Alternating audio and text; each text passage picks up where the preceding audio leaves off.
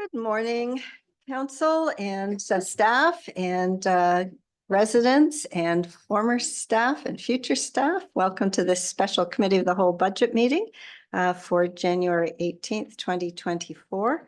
I would ask the deputy mayor to read our land acknowledgement. We would like to acknowledge that we are meeting here today in Kespuitwik, one of the 7 districts of Mi'kma'ki, homeland of the Mi'kmaq people. We acknowledge the treaties of peace and friendship, and we thank the Mi'kmaq people for their generosity in sharing their homeland with us. We are all treaty people. Thank you. Before I call for a motion to approve the agenda, I would just like to introduce the gentleman sitting at the back, our future CAO, Mr. Rob Simons. Welcome, Rob. Lovely to have you here. Hope you enjoyed the day because the next time you're here, you'll be sitting here. Thank you. And also welcome back, former Director of Finance and still helping us get through this year's budget. Nice to see you back, Director McLean.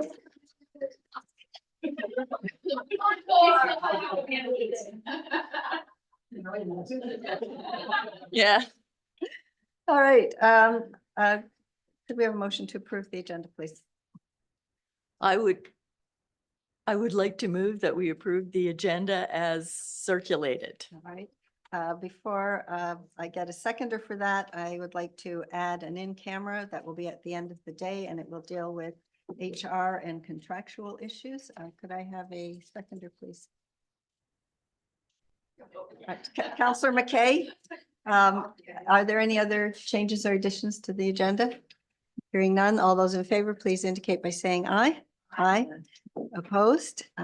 That's passed. There are no minutes, of course, and we do have public input. If there are any residents who would like to speak to council, you have 3 minutes and you would come up to the mic. Is there anybody here who wants to speak?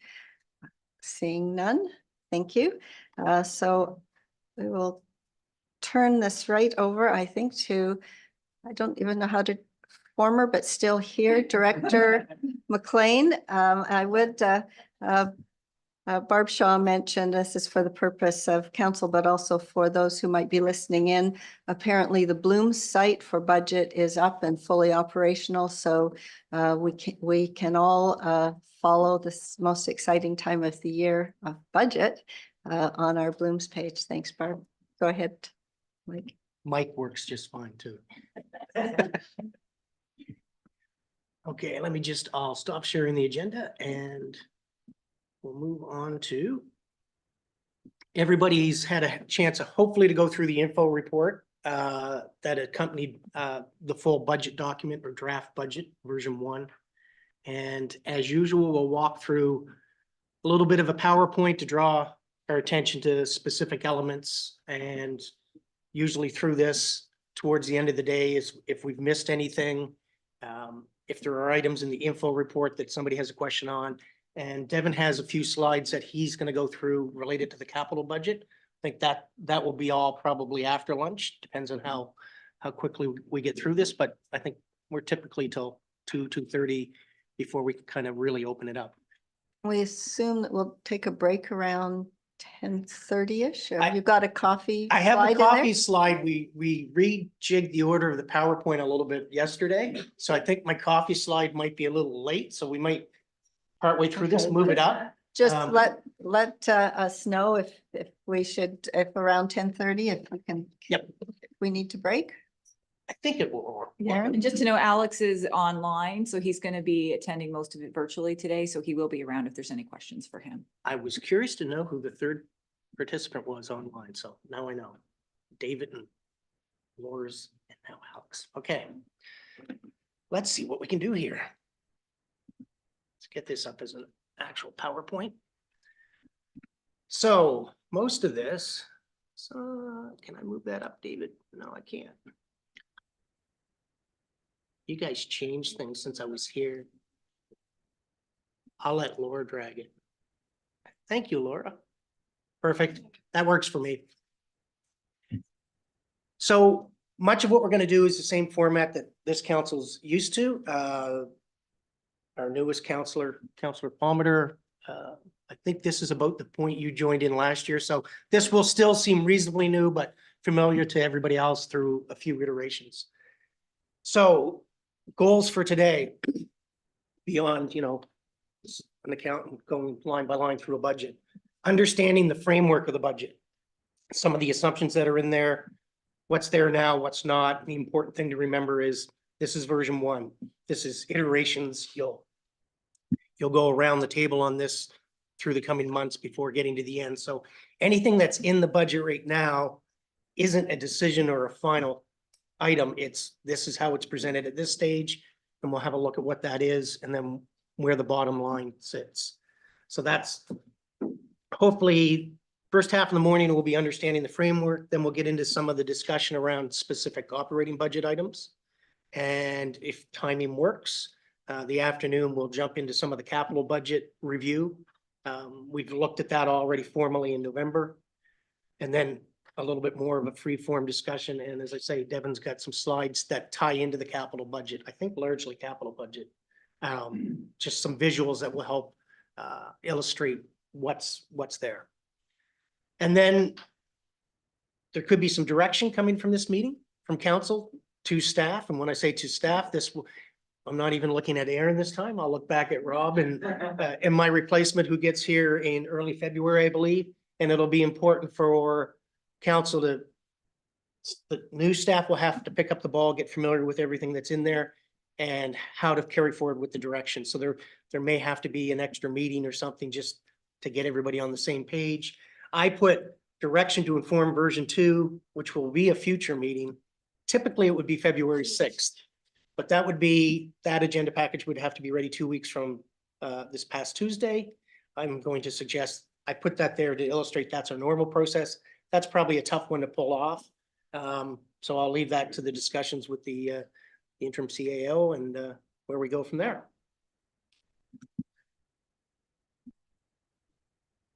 So town operating budget, we'll cover how big the shortfall is. And shockingly, there is a shortfall in version 1, but there is every year, as we know.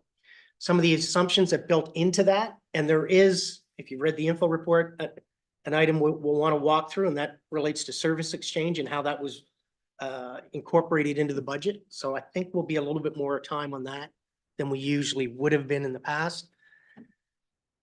The overview of major expenditure changes, that was in the info report. And I tried to condense that down from, sometimes we've got a long list and some of them are smaller items. So I showed the top 5 of percentage changes and dollar changes. So we'll have some discussion on that. And then some of the selected background info, some of the key items and some of the items that have to come to the public realm anyways, things like tax exemptions, the grants to orgs, those sorts of things. And inevitably, there's discussion on how to balance the budget or, what sort of steps might take to balance the budget. Capital budget, we'll review any changes from early November, and there weren't really any big changes at this stage. I think there will be before you get to version 2, because I think there's projects in there that there needs to be discussion and follow up with the management team. And then we'll kind of do that high level look at how to continue to fully fund the next 10 years.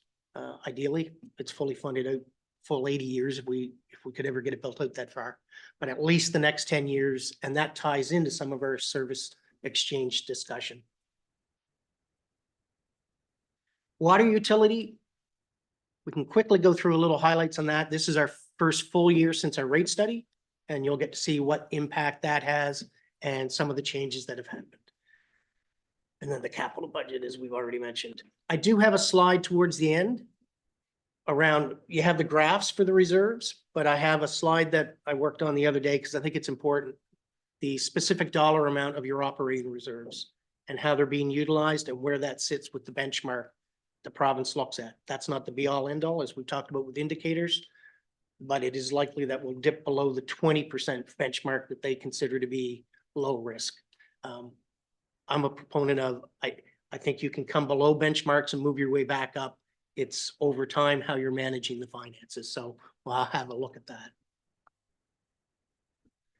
So first key slide of this year's budget.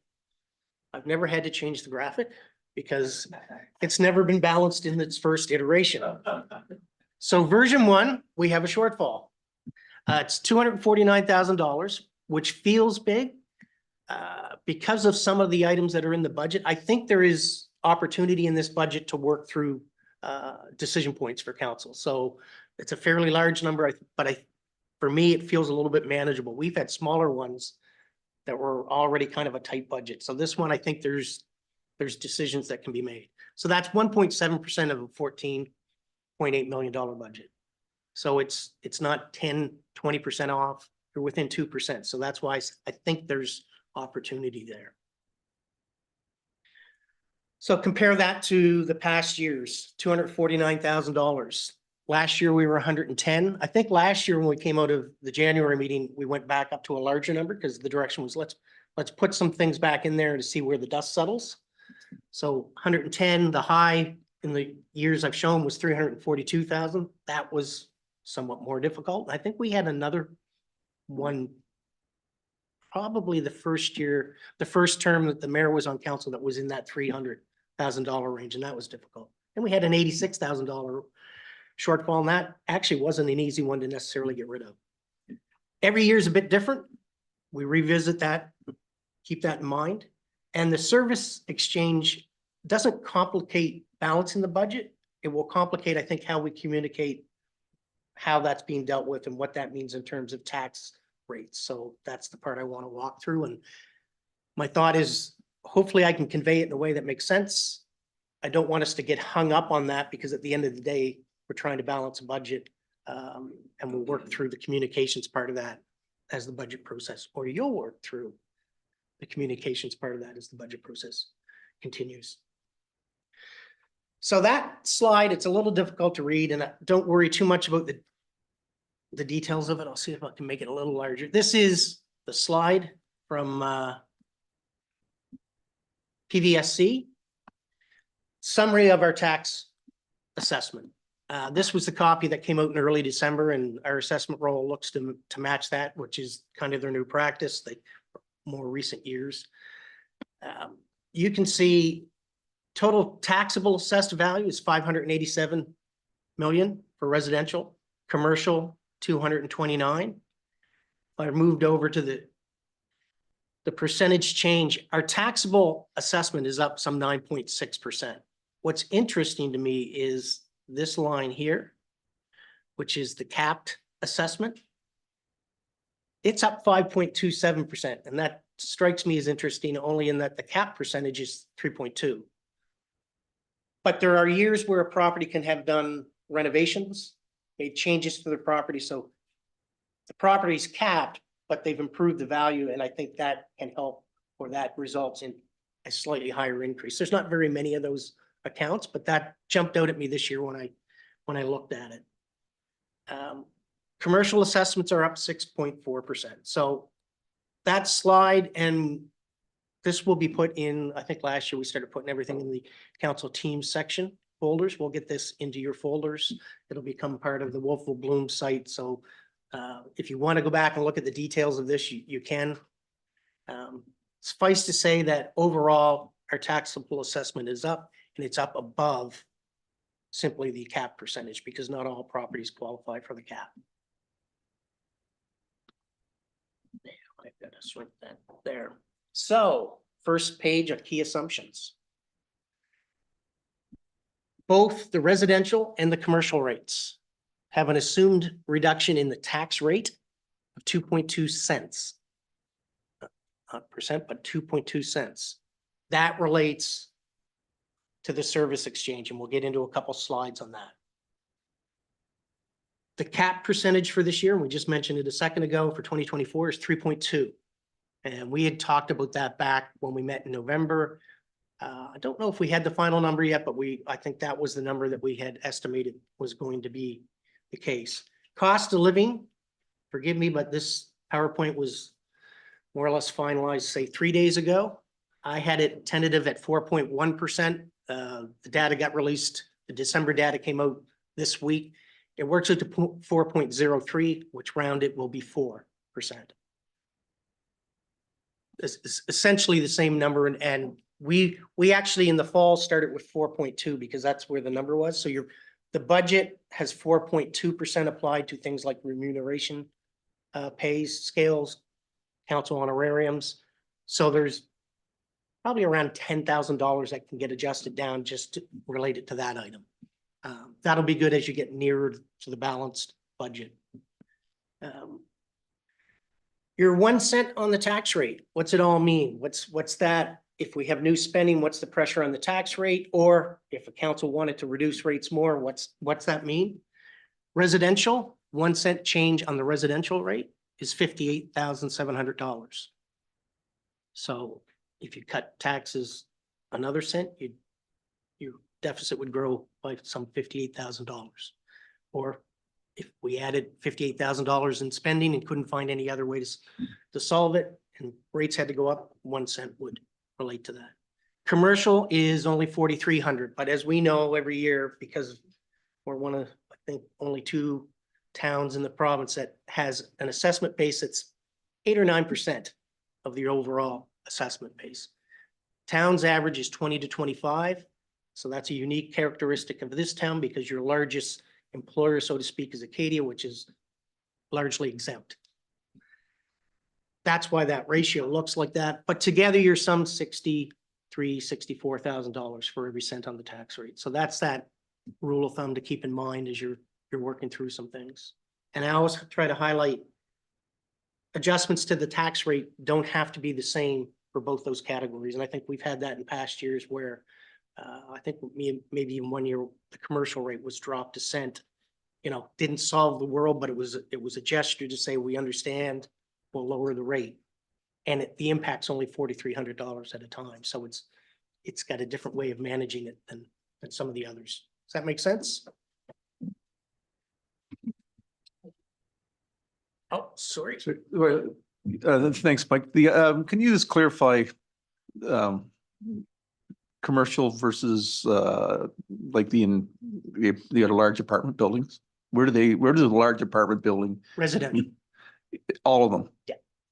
And I think that may be a point of confusion at times generally, because I think I'm probably like everybody else. You see a large apartment building, you think of it as a business, but it is providing residential housing.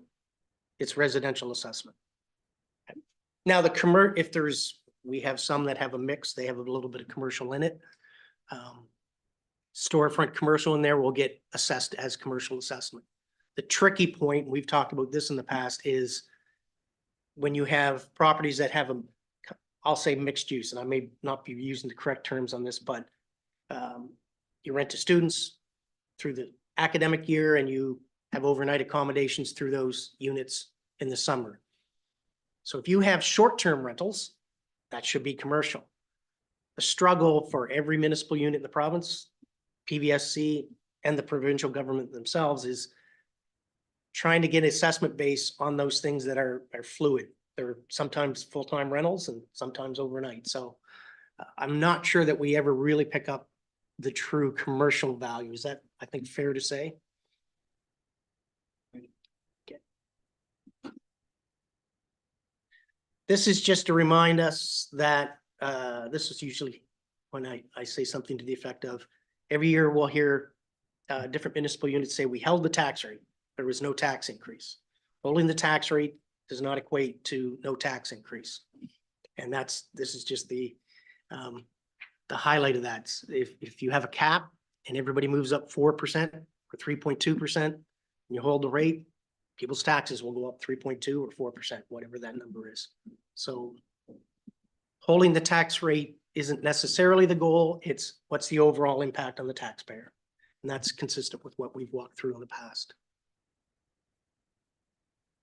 I had a little thing here, and we talked a bit about this last week. I should just mention it in case there was any questions. We often say COLA, inflation.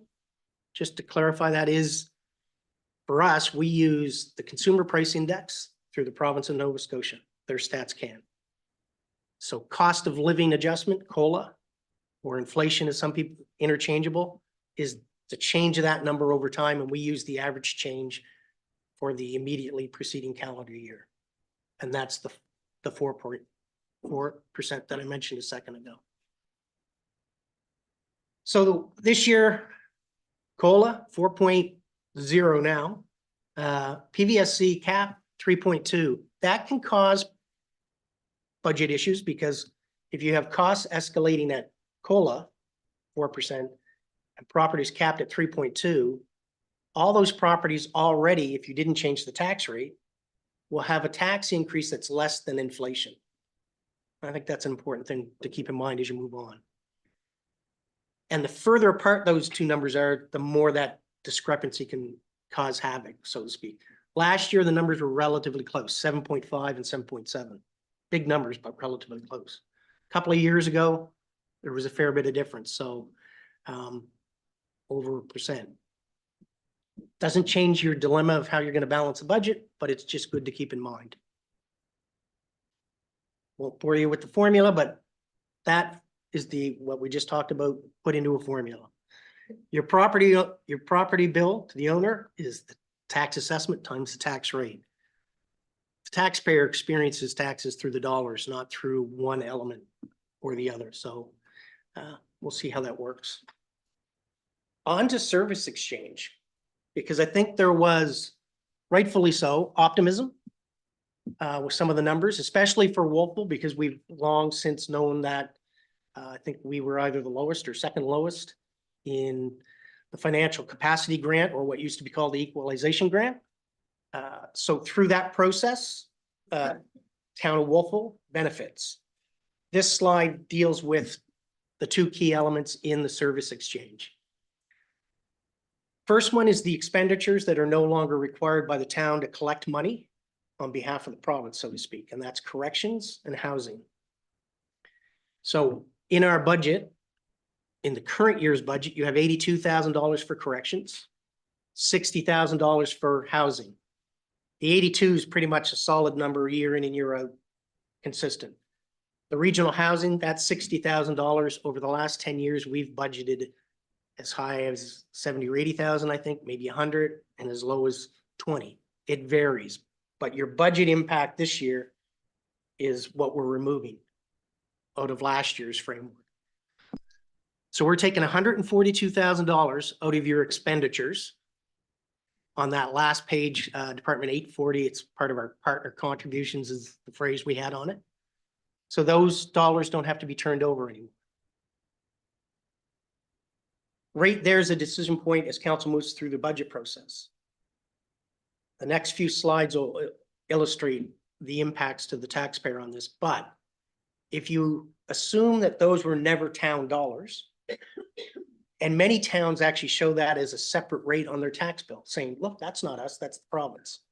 Well, if you take that away, the province assumes those dollars. The taxpayer, through a one taxpayer theory, still has to cover the cost of it. They're just not giving it to the town. Somewhere in their provincial budget, unless the province finds a different way to pay for these things, a taxpayer still has to pay the province for those services. Does that make sense? And I'll just pause there for a second in case there was any questions. So no questions on that. So the first version of the budget went, okay, well, let's normalize or assume, okay, the province has taken back what they have. I take that out of the budget, 142 divided by our 1 cent in the tax rate we just talked about is 2.2-ish cents. So the tax rates in the first draft of the budget were reduced 2.2 cents. So what's left of those savings now here? None, because we've already adjusted and said the taxpayer will pick up that through their provincial income tax. In theory, I mean, the province, how they end up financing their budget could be varied. So that part of the savings is essentially a net zero to us. Doesn't have to be. And we can still add cents back to the tax rate as you move forward to help balance the budget. But you'll be adding it back on your own services, pulling out this provincial part that should, in theory, never been there in the first place. I remember probably, I think back in 1990, I attended service exchange discussions when I was working for another town. And, you know, these things have long been, let's get them out of town budgets. This is a smaller dollar amount. And I think the concept's important for any council to work with, because if and when the province takes education back. That's a much bigger number. I mean, this year, I think I'd have to go jump back to the number. I think we're over $900,000, maybe hitting $1 million. So when that gets removed, that's a much bigger impact. And it'll have varied impacts on municipalities in this area, because if everybody recalls, Kings County plus Hantsport region share the education budget based on student ratio, not uniform assessment. The total basket is determined by uniform assessment, and then we divide it up by student ratio. Important to remember that Wolfville has benefited from that formula. We pay if it was purely uniform assessment like it was in every other region, the town's budget would be significantly higher, because a larger ratio of families with students have lived outside town boundaries. The county has been kind of the primary municipal unit that has paid higher than they would otherwise. I don't know whether you'll ever get service exchange for the province taking that back, but if and when that happens, that's based on like a 30-cent tax rate, uniform assessment. This town will only be able to probably remove, it probably equates to 20 cents. Whereas Berwick will probably be able to remove the full 30 cents. So that concept there is important in terms of when these things change in the future. For us this year, it's only the 142. The other part of the service exchange discussions was changing the financial capacity grant. You hear me say equalization, I've had a hard time dropping that because it was historically equalization. The increase to the town on that item, $276,000. The full budget amounts $346, but we had a certain amount of that we were getting. So the increase or the benefit that we didn't have before is $276,000. First draft of the budget, we talked about this back in November a little bit. Strategic use of this new money, what the town does with it can become important. This first version, and we already knew our capital budget was getting pretty tight in terms of funding. We were pretty much tapped out by year 3. $180,000 in theory has been allocated to help supplement that. And you'll see later on this afternoon in the slides how that's helped relieve some of the 10-year funding pressure. This is another decision point for council. Doesn't have to be $180,000. It's roughly 2/3 to capital, 1/3 to operating. There's no magic in that. That was more of going back to the capital fund and trying to create enough room that the town didn't surpass the debt ratio that the province looks to, and which financially becomes problematic. And just to ensure that we had enough reserves and borrowing capacity over the next 10 years. But if council through future iterations says that's too much to go to capital, we want more help, there may be things you wanted added in the operating budget. Maybe you flip those. Only $90,000 goes to capital. 180 goes to the town. So our shortfall, if we did that, would drop immediately by, some $80,000, $90,000. Long term, you've now pinched the capital budget and probably caused an issue that you don't see next year, but you'll see it 2 or 3 years down the road. So they're never easy answers, but that's a decision point for council, how you manage that in the next iterations and what's in the capital budget and what's in the operating budget. Make sense? I thought this part would be harder to get through.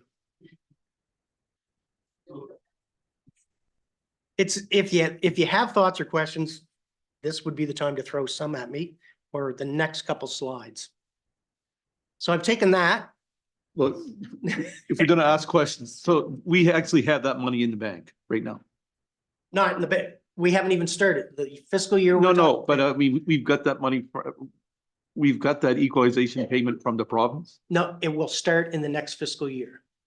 Oh, it starts. Okay, thank you. Everything we're talking about right now is something that will start next fiscal year for the most part. Our current year, we're getting about 79,000 or 76,000. I forget. We the get number. 50 for the town's equalization grant, and then we got 19. 19 for 69, equalization or yeah. capacity grant. In the upcoming year, it'll jump to 346, and hence you've got 276,000 more than you've had over the past number of decades. When I read that, what it says, reduce taxes version 1, assumption 2.2, and it's up there with the 142, the 2.2 actually relates to the 96.1, right? Because it's 58.5 times 2. Nope. Well, Those 2.2 two- cents, so. Those equal two 1.2. separate items. One's the expenditures. Yeah. And so we removed $142,000 of expenditures. Mhm. To normalize that, I've taken the tax rate that exists in the current year. And for version 1, reduced both the residential and the commercial by 2.2 cents. So that's $142,000 less revenue. Yep. Those two items brought together to this year, nil. The increase in the grant is 276 less 180 and 96. The 96 is what's left over of the increase. It's just helping. Your shortfall would be otherwise $96,000 higher. Is that a better way of saying it? Say This that top half has basically no impact on your budget in the theory that's been applied. This, As the one taxpayer.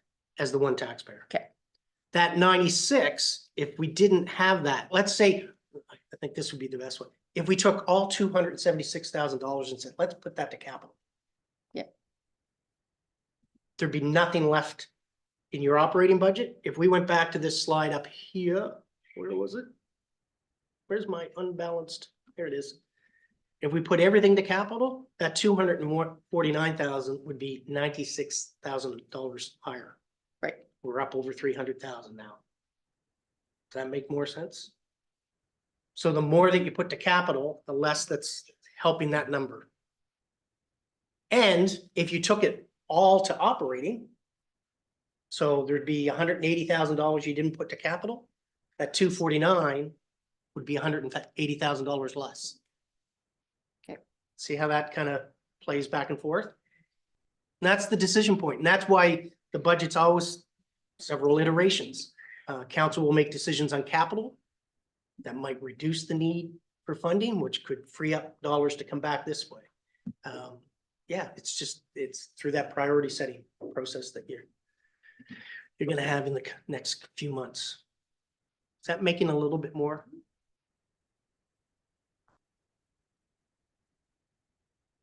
We can jump back to that as you work through the numbers. Or even though can't go to my office to meet anybody, if somebody had questions afterwards, I'd be more than happy to answer them. Yeah. No, I'm just trying to figure out the mathematics, because it was 306,000, and then it was an increase of 276 to us, minus our capital, which gives us the 96.1. And the The 96 is just 180, that was keeping, 160 in here. is so. keeping that red number, 249. Yeah. At 249. Without it, it'd be over $300,000. With the assumption we're going to lower it 2.2 cents. Yeah, Yeah. it leaves the other, right now I'm treating them as mutually exclusive decisions. There can be different decisions, either one that can help the bottom line, so. Yeah, if you decided not to reduce the rate by Yeah. 2.2, you'd have another $142,000 to put towards operating. Yeah. Or capital, however you want it. But the 96.1 is still reducing the tax rate, or the 142 is. It's helping, Both are. is keeping the shortfall less than it already shows. Right Right. now, because it's a shortfall, council hasn't kept the tax rate anywhere yet. There's decisions to be had, but it's keeping it as a smaller hill to climb than it would otherwise be.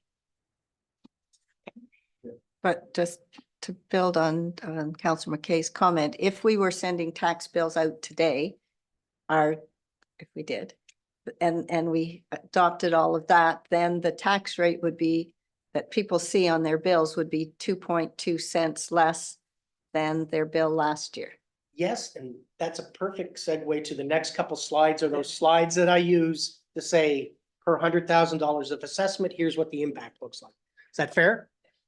And I think it's good to just mull this one over, because not every place will reduce, in theory, their tax rate. We could just hold it there. And that disappears and council fills that expenditure void with something else. And that was largely CBRM's concern that that someone might not do that. They may just keep that $142 that they never kept in the past because it always was remitted and keep it. And I think that was often the argument from places like CBRM. And this is more about communication of what the numbers mean than the actual challenge ahead, so to speak, if that makes sense. Okay, we'll walk through the next couple slides, and if we have to jump back and forth, no problem, but is that fair to move on from this one for now? Okay. So this sort of slide should look familiar. Let's move that up just a touch. So this one shows service exchange savings are replaced with town initiatives. So this goes to that counter to what we just looked at. This is, okay, that cost left us the 140, but we've replaced it with town spending of 140. With the CAP program, and if the budget was balanced and we didn't change the tax rate, this is our more normal year per $100,000 of assessment. This year, the year we're in, 23, 24, the tax bill would be $1,475 per $100,000 of assessment. So if it's $500,000, multiply that number by 5. You have approximately 70% of the properties are capped. Those properties would go from 100,000 to 103 of assessment, multiplied by the same rate. Now their bill is $1,522 or 3.2%, which is exactly how that math should work. And in this particular year, that's $47 more per year per $100,000. So $500,000 house would be 5 times $47. So that's if we just ignored the one taxpayer and we just held that model. Make sense? This is just illustrative. And then in red below, we say the taxpayer sees service exchange now from the provincial budget. So that's the other piece of this puzzle is the tax. So town does this and this makes sense. But the taxpayer still sees that service exchange dollar coming from the province now, not from the town. We're no longer collecting it on behalf of the province. And I did make a reference in the info report to the page number in the audited statements. And this ties into why in audited statements and financial reporting standards, the amount we collect on behalf of others is the title of the page. And if you go to it and the page references in your info report, it's school board, corrections. It's because the town's not collecting taxes for its own programming. It's collecting it on behalf of the province. And that's why those things show that way. So this next slide is now saying last year actual and the current year we adjust for the service exchange, the 2.2 cents. So 23, 24 is the same number, $100,000 at the current year rate, $1,475. If you notice over here, this is what's in version 1 or the 147.5 $1.47.5 tax rate less 2.2 cents. I got my math right when I did it. And that's the other thing. Any errors that are picked up on, please let me know. Hopefully there's none. So 2.2 cents off of there. The tax rate in theory is now 145.3. Well, when you work the math now, the resident sees a only 1.6% or 1.7% increase in their property tax bill if they're capped. This is all assumed on cap, because once we get outside of the cap group, it's individual. Some properties go up by 1,000%, some drop by 20%. This is the large majority of your taxpayer. So that looks good. The taxpayer only sees a 1.6%, 1.7% increase in their taxes, their actual dollars. Again, they still see those costs coming from the province. So in fact, they've only saved of what we're giving us to give to somebody else. But that is the raw number as presented. Right now, if we went through all the tax roll, 70%-ish would see a 1.7% increase in their town taxes. The bill that we send out. So that's kind of the starting point. What- Yep. Sorry, what's the CAD percentage? Is it 67% or you said 70% on the? For the, in the town? Approximately 2/3 to 70% of our properties qualify for the cap. Okay, yeah, so you're saying we're close to 70%. I'm 2/3. hedging my bet because it may be somewhere between those numbers. I'd have to jump to the actual data. Your report about said 300 closer to 6. 300 and maybe 60 units that aren't capped, maybe something like that. We've got a breakdown here Yeah. later though. Okay, sorry. This works out good because usually these are good questions and we usually have a slide later on that'll address Slide it. for So that. this is good. I think some of my confusion was, I think in the info report, does it say there's $160,000 go to the CIP? So is it 160 or 180? Says as noted above, 160 of this new revenue has I been. think the used info to help report did increase say CIP. 160 and one of the late changes I made to the budget Was after I it? had the Okay. report and I'm working through things was My that. numbers were not even Yep. close, like Nope. we're not at, I thought I had picked that up in the info report before I sent it out, but clearly I didn't. If you were able to see that. That would be, I'm gonna look at Jenny because in our finance department, you've now found that thing that means I was wrong.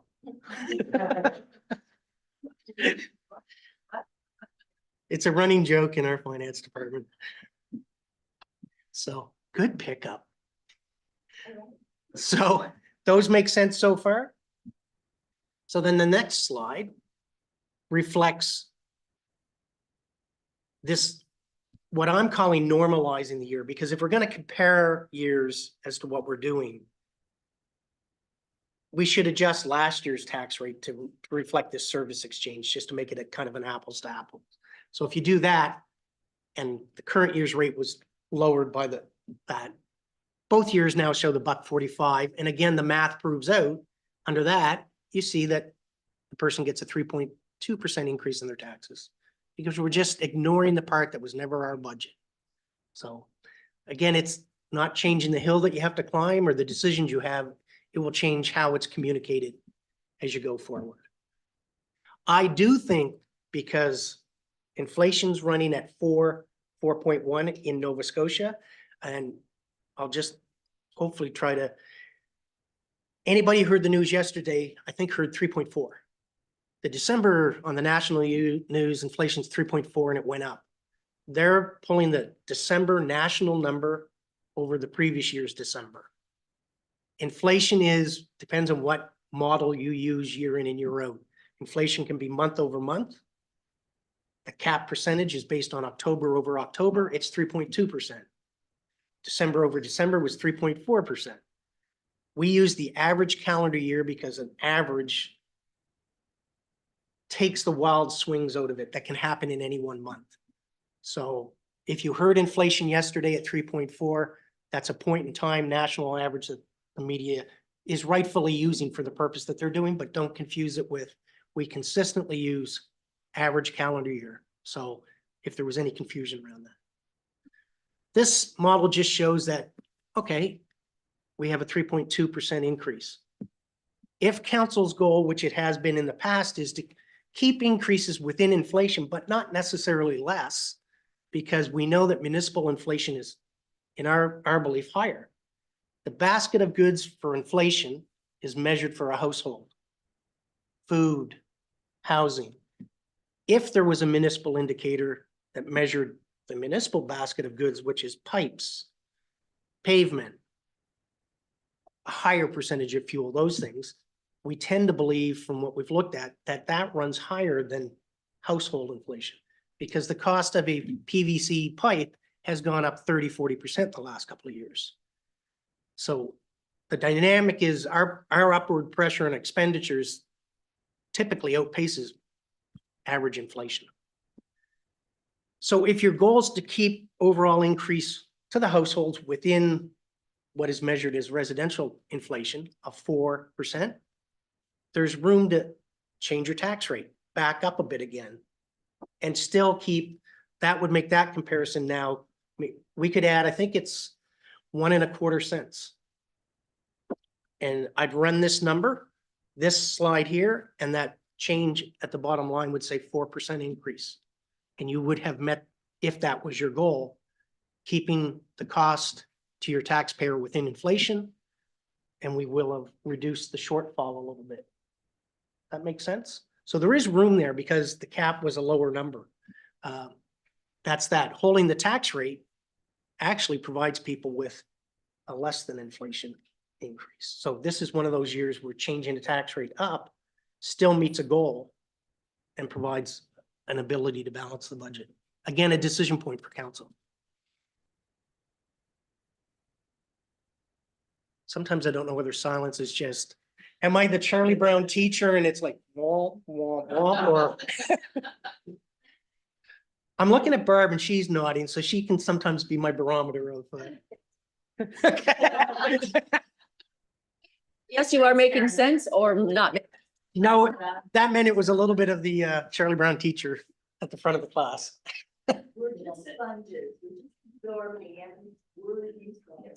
Take all this and put it in a nutshell of there's room to move the tax rate back up from this theoretical number. Stay within inflation for your taxpayer and help balance the budget. At the end of the day. The details of it, that was maybe too much of the math, but if I just jump to that conclusion, there's a little less background to it, so.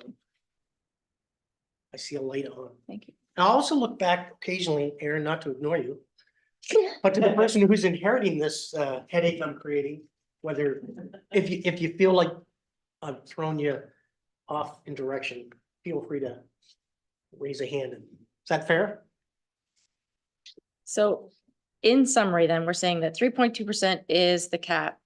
4% is COLA. So our wiggle room, if you were to say, is the 0.8%. If we were to set Yeah, full tax yeah. rates to the And I COLA. think that worked out to 1.25 cents. 1.25. 1.25 cents, then times that $63,000 or $64,000. Yep. And that's a pretty quick jump on those numbers. I feel like there's a question coming. 1.25 cents is still would be lower than our current tax rate. Correct. Correct. And once you go back up to that current rate, then you're in fact then starting to push people past just an inflationary pressure. Yeah, but exactly. Here's the pie chart of where we go. 70%, I was trying to recall how many properties were COLA or less. So 70% are COLA or less. It was 67% qualify for the cap. There are properties that don't qualify for the cap that have an increase that's less than that. We have properties that have actually decreased assessment. So not many, but well, you can actually see it. There's a handful that there's no assessed value, small chunk here that were a decrease in value or no change in their value. Very small part of the pie. Your biggest chunk of the pie up to the cap percentage, this big chunk is at the 3.2. So if you took that little sliver from here through to the big piece, that's your 70% of properties see an increase of COLA or less. And I think that's the pocket we've been in for a number of years. Last year we went a little higher than COLA. But those are the decision points that council has to wrestle with going forward. So those are all your raw numbers right now. Little further breakdown. The blue, and again, when you get a chance to look at this through the team's files, the blue section is related to these bigger chunks of the pie. That's just that's the raw data that feeds into that pie. To me, what I tend to focus on is that 70% that are at inflation or less. And that tends to be the number that can draw attention. Fair enough? Now I'm getting into the parts of the slides. I'm forgetting what's ahead on the slide. So each slide will be new to me now too. You don't come to work every day and forget? I don't rehearse my PowerPoints. I'm usually working on them kind of right up. I think, like I said, we changed, Aaron and I talked a bit about the slides yesterday and changed the order a bit, so. That's why the coffee slide might be in the wrong spot. We have 40 minutes to go to coffee slide, so we'll make it work. We focused on residential taxpayers in that last little bit. Commercial taxpayers, although a smaller part of our overall budget, still important to see what the impacts are on that group. And this isn't different from any other year. It changes, the variance is more widely dispersed. The valuation method is different. The valuation method for businesses can be bottom line, combination of bottom line market, as opposed to housing, which is more market-driven data and a cap percentage. So for our 100 some odd accounts, I think it's around 110 or 114 commercial accounts. The results vary from a high of 83% increase in taxes to a decrease of 66%. That's a pretty wide dispersion. 6 accounts, so a relatively small number, see the increase greater than 20%. I don't have the details of the particular properties and what drove that, but you could have a commercial entity that did some renovations and that would increase their assessment, and that they'll see an increase larger than their neighbor perhaps. 10 accounts are between 10 and 20% increase in their bill. If, when I say their bill, in theory, their bill, no bills ready because no final decisions have been made. 35 accounts are at inflation or higher, or up to 10%. So those first 3 lines are all accounts that are seeing increases higher than inflation. And then you see the number of accounts that are below that. 24 accounts see from no increase to 4.2. 4.2 being what I had as inflation. 17 accounts are absolutely no change in their assessment. So if the rate didn't change, their bill won't change. 11 accounts see a decrease. Their assessments went down. So that's a wide, we can generalize residential taxpayers and come up with a data point that's the majority of them. This is so dispersed, you'll never quite get a kind of group that sees similar results. They're scattered. Hello? I just want to understand why some would have gone down. If it's based on income, their business may be making less in the income model that's used by property valuations. I am by no means well-versed in how PVSC does those, but I know income models from, especially when I worked in Burke, because we had a large industry that went down every year, and it's not there anymore, and that's probably why its assessment went down. But Okay. if the income model shows that it's overvalued for PVSC, it can be adjusted down. So the ones that went up, it wouldn't be just based on capital investment. It would also be based on income. It could be, and that's where I don't want to go too far down that road because I'd be speaking kind of outside my realm of knowledge. I know that we've had PVSC in here to present in the past, and that may be something council wants, but part of it is an income model, and that can have an influence on the number.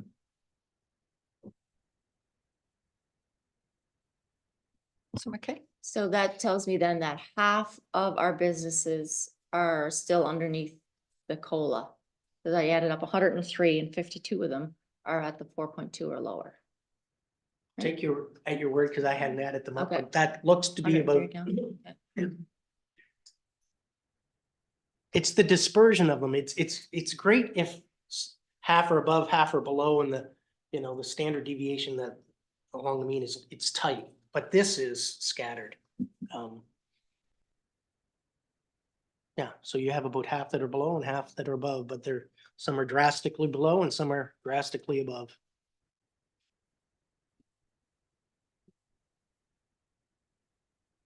Is that fair? That's the dilemma on that. And when we think about it, 1 cent on the tax rate to the town was it $4,300, I think? It increased. That's to the entire town's assessment base. So when I always think of it, if you change the commercial rate a cent, That's only on that one assessment. So if the entire town's taxable assessment only changes $4,300, a 1 cent change up or down to a particular business is a relatively small dollar amount. Because if the whole group is 300 and you've got over 100 accounts, generally speaking, you're going to see a smaller dollar amount as it relates to a particular business. Is that fair? Okay.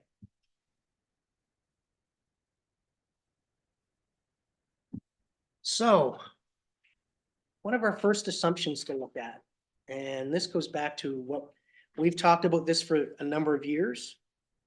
This version 1 of your budget, this deals with your operating reserves and the use of those operating reserves to balance the budget.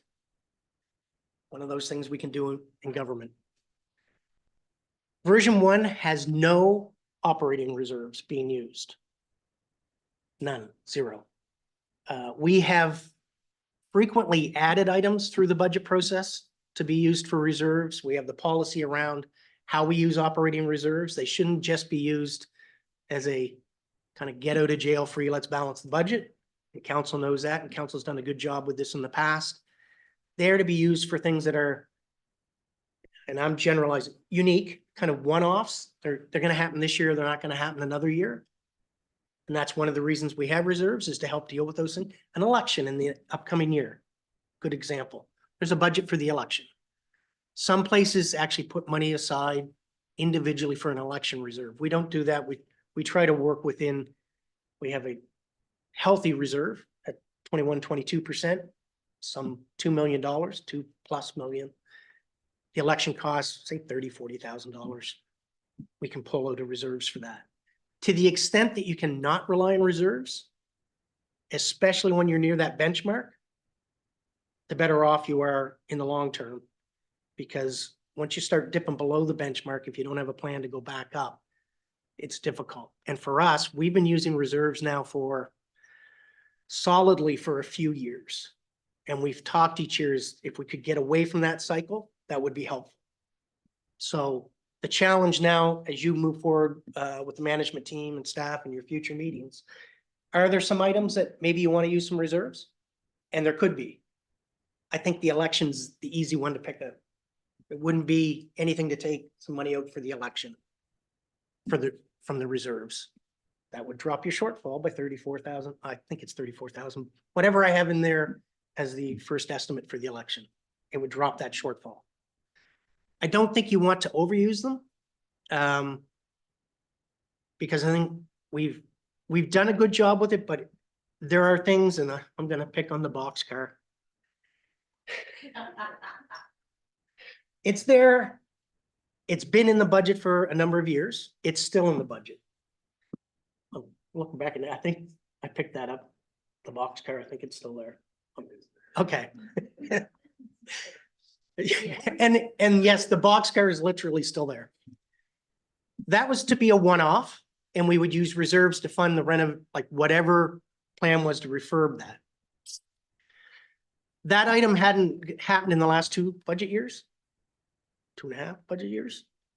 The issue is does the boxcar just become part of, it's a boxcar this year at 30,000 and it's something else the next year at 30, and I'm just making them all the same. It's something again the following year at 30. Well, really, you need $30,000 more a year for all these things that come up, and it may be less of a one-off. So council could use $30,000 here for the boxcar, but there may be a dozen other things that need to be done that would chew up 30,000 anyway. So how you go about that, the election's the easy one for me. The election happens every 4 years. If you work through iterations and you're $40,000 short of balanced, pull 40,000 out of the reserves and pay for the election. It's a relatively small number out of your larger reserves. But just I won't be here as part of the process. Just be cognizant of, it's an easy place to go, but it should never be an easy thing to do, is the best way I can put that. This is a little bit of a detraction from actually the budget, but since you brought it up on the boxcar, have we had a presentation on the possibilities of what that is going to be used for? Because it seems like, and when did we get it? Was it 3 years ago?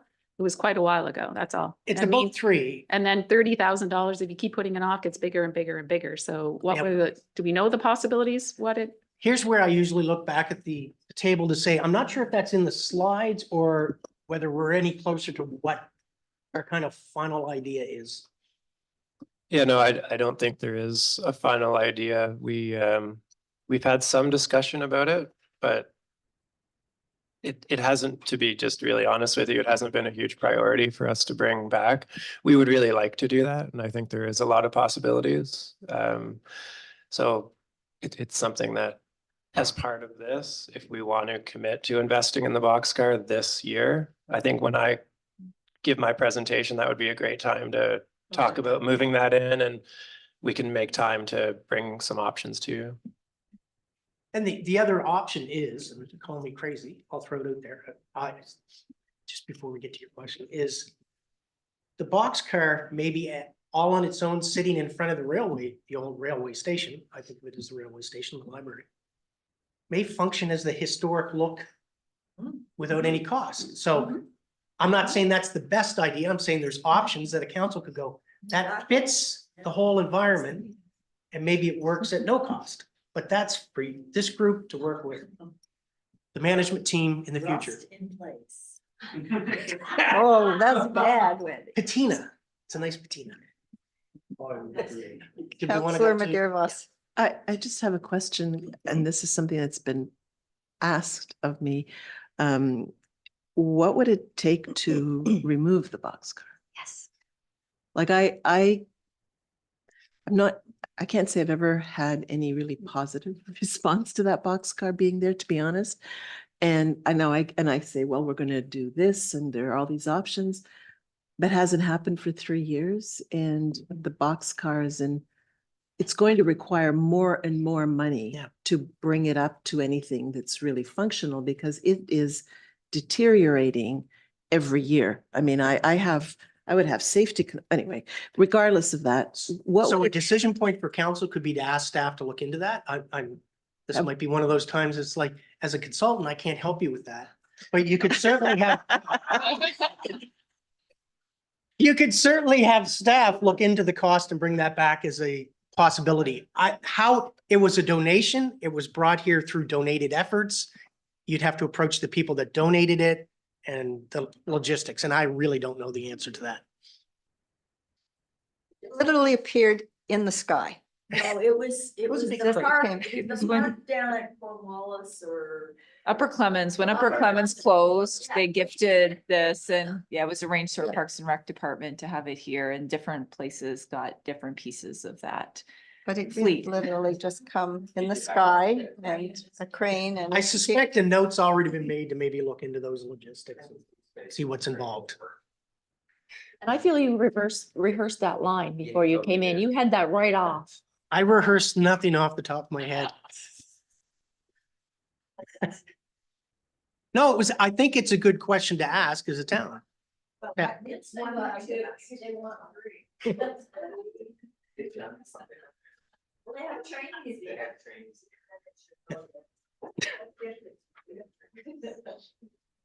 there.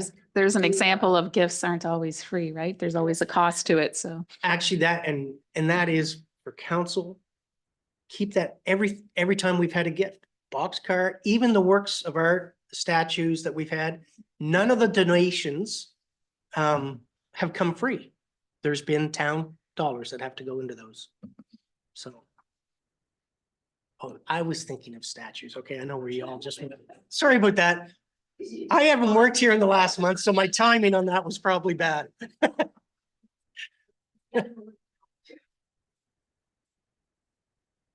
So reserves is another option. So you've got tax rate, 1.25 cents is one of the decision points. Reserves is a decision point for you right now, I think, going forward. Is that fair? You guys forgot how much fun it was for me to be making jokes here. So version 1 this year, typically at this point, I'm saying it's a status quo budget. We hadn't for the most part, built in a lot of new initiatives. And then they, like last year, we added some, got to February and then had to turn around and make decisions on them. I would call version 1 not a status quo budget. Within the details of it, and this is, different departments have had time to get to their working papers. Not in the time frame that we have in our work plan. There's been any number of things going on in town, so everybody's been quite busy. So some have built some things in. I think some probably would like to build more in, and I have some notes on that, especially where it hits Devon's planning department. But right now, version 1 includes additional, I'm calling additional hours because some are full-time positions, some are changes. So additional hours for a part-time position that we have here at Town Hall, to take that from about 20 hours a week, maybe up to 30 hours a week. Not quite full-time, but close. That's a resource that helps it resides in the finance budget, helps everybody in Town Hall and generally to the organization. There's an added position, seasonal, and the number of weeks that are in there now works out to a 0.45 full-time equivalent in the Public Works Department. That deals with how we've arranged some work schedules for an existing member that is looking for just essentially winter months. So that relates to an item I think that's been before council previously. So that's in there. There's an added number of weeks in parks for seasonal staff. It's a bit of a offset of taking a 17-week student position and making it a, I think, 34-week full collective bargaining position. So you'd go down to only one summer student, but the net effect is more weeks and tweaking the weeks for the crews overall. There's also a full-time equivalent position I put it on the slide as Public Works Office, but that relates to Alex's area and the talk about finding some resources to help manage the capital projects a little bit more, both in design to free him up from his time trying to manage the capital, the design, plus all the other things that he has to do as the director. These are all kind of bulleted ones that were mentioned over I'd say the fall. So those are all in the budget right now. Contracted services in planning department was, Councilor McKay has a question. Oh, just a quick one. Did you say that when we increased the staff to a full-time 34 weeks, that we then will cut the possibility of students in a the summer? 17-week position. Yes, there's typically 2 students. Okay. I shouldn't say students, 2 summer 17-week positions. I mean, frequently they're students because that time frame fits that bucket. Fair enough, and I'm not sure if I get to have an opinion on this or not, but I can give one anyway. I really like hiring students. I think it's important for us to continue that, and through, whether it's through Canada Summer Jobs or we just pay them or whatever, I think it's important to keep our youth employed here, and I think it's a great place for them to learn. So I think all of our staff are great at mentoring them. So we may need another full-time position, but I would still love to see our students hired, and especially in that location, if it's from the NSCC programs, if there's that kind of thing. I think those things are important. And those are some direction from council on that. I say summer student, and that's why I kind of corrected myself, is it's a summer season shortened. It is not always a student. In fact, last year it was not a student. So those are trade-offs in there. I just got a note from Alex from above, just clarifying that the full-time gardener position better meets the operational needs and it helps with succession planning. So that was the intent behind that full-time position change. And I would, if I was sitting down with Alex having the discussion, would not be surprised to have him say he probably wouldn't mind having both 17-week summer positions and the gardener, because those resources are stretched thin. He came up with a way to try to address the gardener position while having less of an impact on the budget. So budget decision, both those resources could or should stay if I were him. Alex says yes. Yeah. And that's your directors are looking to do the best work they can within their department. So this is a good example of trying to find a way to improve things in a less impactful way on the budget. But future discussion to have on that. I would say over the long term in the coming years, the Parks Department probably needs more. The town's growing. We add trails, we add amenities. There's the East End. At some point, that group is stretched a fair bit. And I would say the same thing for Public Works is that half position through the winter setup is probably a position that's well needed because if you think about kilometers, you took over a kilometer street on Sterling Avenue. That has plowing implications. Highland has a double sidewalk on one side. That's sidewalk. Those things all put pressure on the resources. Boots on the street is, I'm usually referring to them. I was about to say before the question, I think planning has, Devin and I haven't had a chance to even talk about these items where I've been out of the office and he's had a number of things. I added dollars to the contracted services there, more as a gesture of there's demands in that department for more resources. The caveat at this point in time is the awaiting of any final word on the housing accelerating fund. If and when that's all, if we are so fortunate to be able to say formally approved, if it's there, I'm sure there's a scenario coming back from the planning department to say, here are the resources we need for that. And that should address some of the issues. Notwithstanding, that wasn't something I had on my plate to consider. So for now, added some dollars to contracted services. So it at least gives a little bit more of a buffer. And I'm kind of looking back at Kev or Devin, because that's probably the first he's heard me say that. So, okay. Took it from, it was $40,000 in the current year's budget. I think took it up to 70 or 80,000, but I'll stand, we could flip to the particular page and I stand to be corrected on that. And don't forget, that's where we've put the allowance that also have the assistance with the level 2 building inspection as it probably relates to 292. And 292 will carry into next year so that some of those dollars will be used up for that. Is that fair?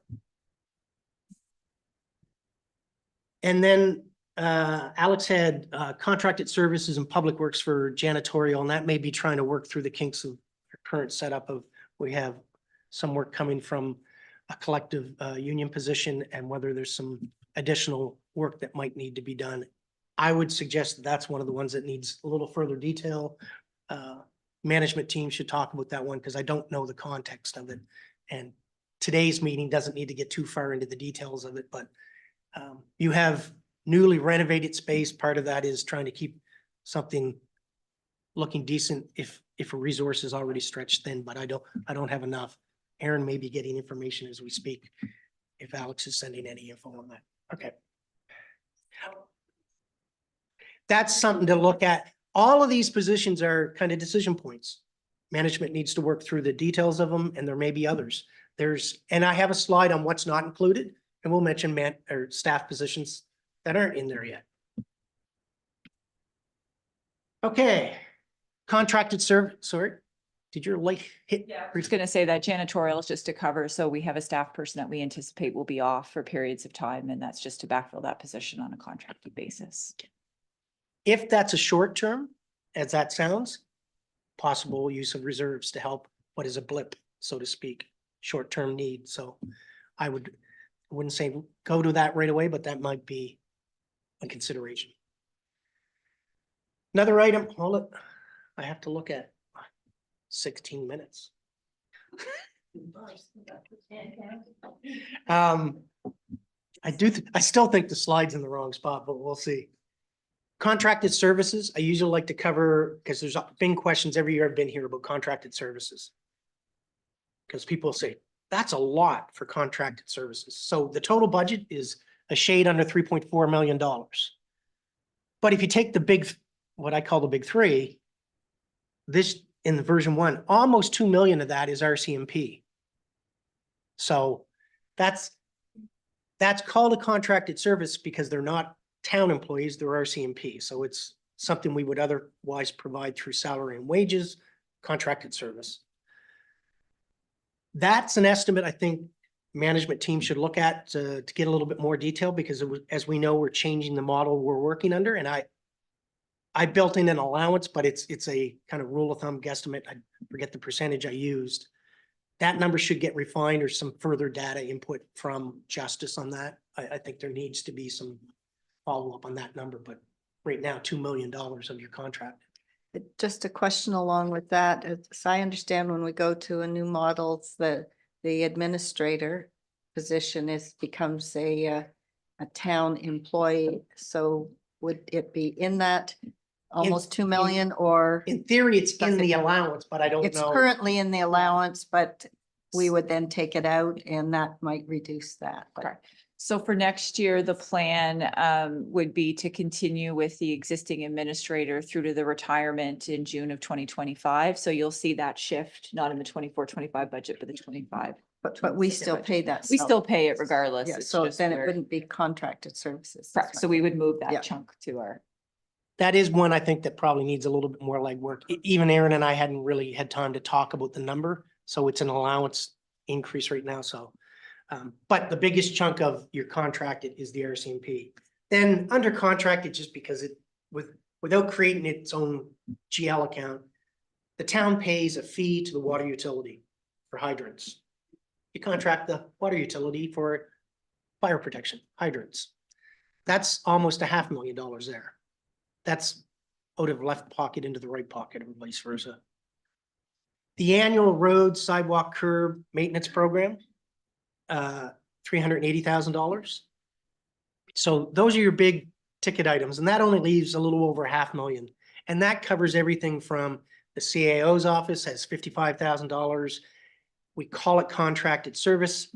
We consider that a bit of a contingency fund that is vetted through the office of the CAO. If things come up, that $55,000 amount is there that the CAO can go, yes, I'm cool with that. Aaron's done that a couple of times over the past number of years, but I think you'll also notice the way it's been managed is we haven't used it all every year, and that's the intent.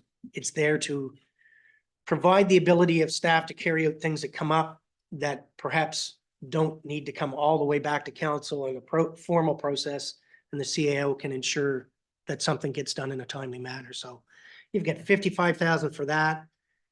We've got contracted services of a fair dollar in IT now for annual licenses. We're starting to, cybersecurity is becoming a bigger ticket item, which it should. So there's dollars in that. The fire dispatch system is a contracted service, street sweeping when we hire out contracted, stump grind. So there's a whole bundle of things that make up the $500,000. So just be aware that the biggest chunk of it is those three at the top. That's a good communication tool with the public, because I think sometimes the public thinks, why are you spending $4 million on contracted service? So that slide all by itself can be a decent communication tool to demystify it. I see a light. Yeah, just a question on the roads, the sidewalk and the curb maintenance. That seems kind of low. Does that include like all the paving? Like $380,000 seems low to me, just. but- It includes the things that are not capital budget items. Oh, Okay, So if we're doing a street rebuild of any sort, that's a capital. okay, budget gotcha. item. Okay, Yeah. that makes sense. Okay. The 380, I will say, and Alex may not Alex agree. maybe like that question, but Well, he may not like my answer. One of the areas I think that needs to be looked at is the annual maintenance program.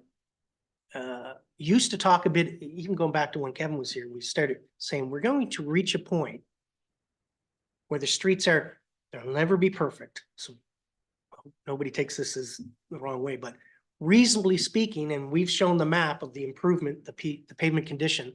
Generally speaking, the vast majority of streets are at a threshold or what are called, good condition. That $380,000, we increase that every year over a number of years. I think through 3 successive councils have built that back up. But has the town reached a point where, does it need the full 380? Could it be 350?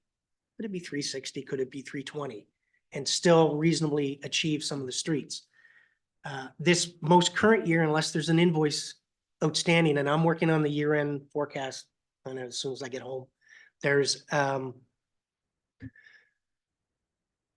we show is probably 50,000 or 60,000 below budget on that. So depends on what the reasons are why we didn't spend it, if we didn't get time to get to it all, or are we hitting that point where that number maybe can come down a bit? I'm not saying it should, but I think that's a pocket of, there may be savings in that if it's reasonable to do so. You need, in your next discussion with management, and Alex is here, and you're looking at that, that's one to look at, is that may save some money to be used elsewhere. Just a thought. There's a couple of those. A little bit of data on staffing levels. So as built into this is over time. The left-hand side, the purple, Jenny will like that. That's her favorite color. So she's happy she's in the room. That's like a decade ago. And you can see over time as we move to the right, this is full-time equivalents. So this isn't number of people. This doesn't include your summer, like your VIC staff or programming. This is our permanent full-time equivalent staff. It continues to increase over time, not very big. It's around 45-ish full-time equivalents. And full-time equivalents takes into account something like a park staff where they work 34 weeks. There are permanent full-time hours for the weeks they work. But they're not a full-time equivalent position. They're like 70%, whatever 34 divided by 52 is. So that's how you do that ratio to get it to be apples and apples. Because you could have two people working for you. They only work 2 months a year. You don't have two full-time positions. So that's what that gets into. So it's grown over time. That's the main body of our staff. This is those same numbers then translated into various departments. This will be more important to look at when you get the paper copy, because A, it'll be easier to see. I'll make it a little bit bigger. Oh, good. The thing to keep in mind, and I just go back to a little over a decade ago, there was some serious kind of reorg of staffing, and in some pockets that's recovered, and some it hasn't. And in some cases, there's positions that were a full-time admin position for Public Works, evolved into the same position was then shared with Recreation. And now it's almost shared with planning. So it's like a third is the arbitrary number I used.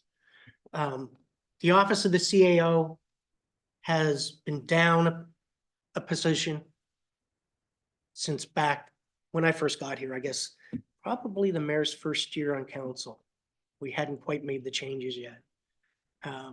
So that's part of the organization that at that time saw itself as we could be a little smaller. Thing to keep in mind is as the organization keeps getting bigger, and this goes to some of the staffing positions we talked about, there may be pressure to add more in there. Finance had dropped, but over time we've crept back up, not quite back to what it was a little over a decade ago. IT was a clear change. We've gone from a contracted service to a full-time service. He happens to be sitting in the corner of the room, so that has been a change. The town hall one looks a little odd. This just follows the budget. This was Brittany. When we first brought her on, we put that position under town hall because we saw it as a common service, not necessarily finance, but logistically and practically speaking, she reports to Jenny, works through the finance department, but supports any number of departments. So that little blip there going up and down is the finance bouncing back up here a bit. So just be aware of that. So that just follows how the dollars showed in the budget. Compliance is an interesting one. A decade ago, a little over a decade ago, you didn't have any full-time staff. You didn't even have part-time staff. You had contracted commissionaires for a few hours a week walking around the downtown. So you can see how that has, through council initiatives to try and improve service in the community, built back up. Not quite 2, it's at 1.6, I think it is.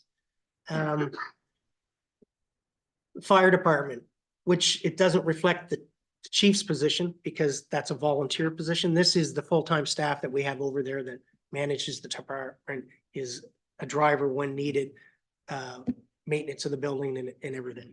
So that's been here for a couple of decades. Public Works admin has changed over time.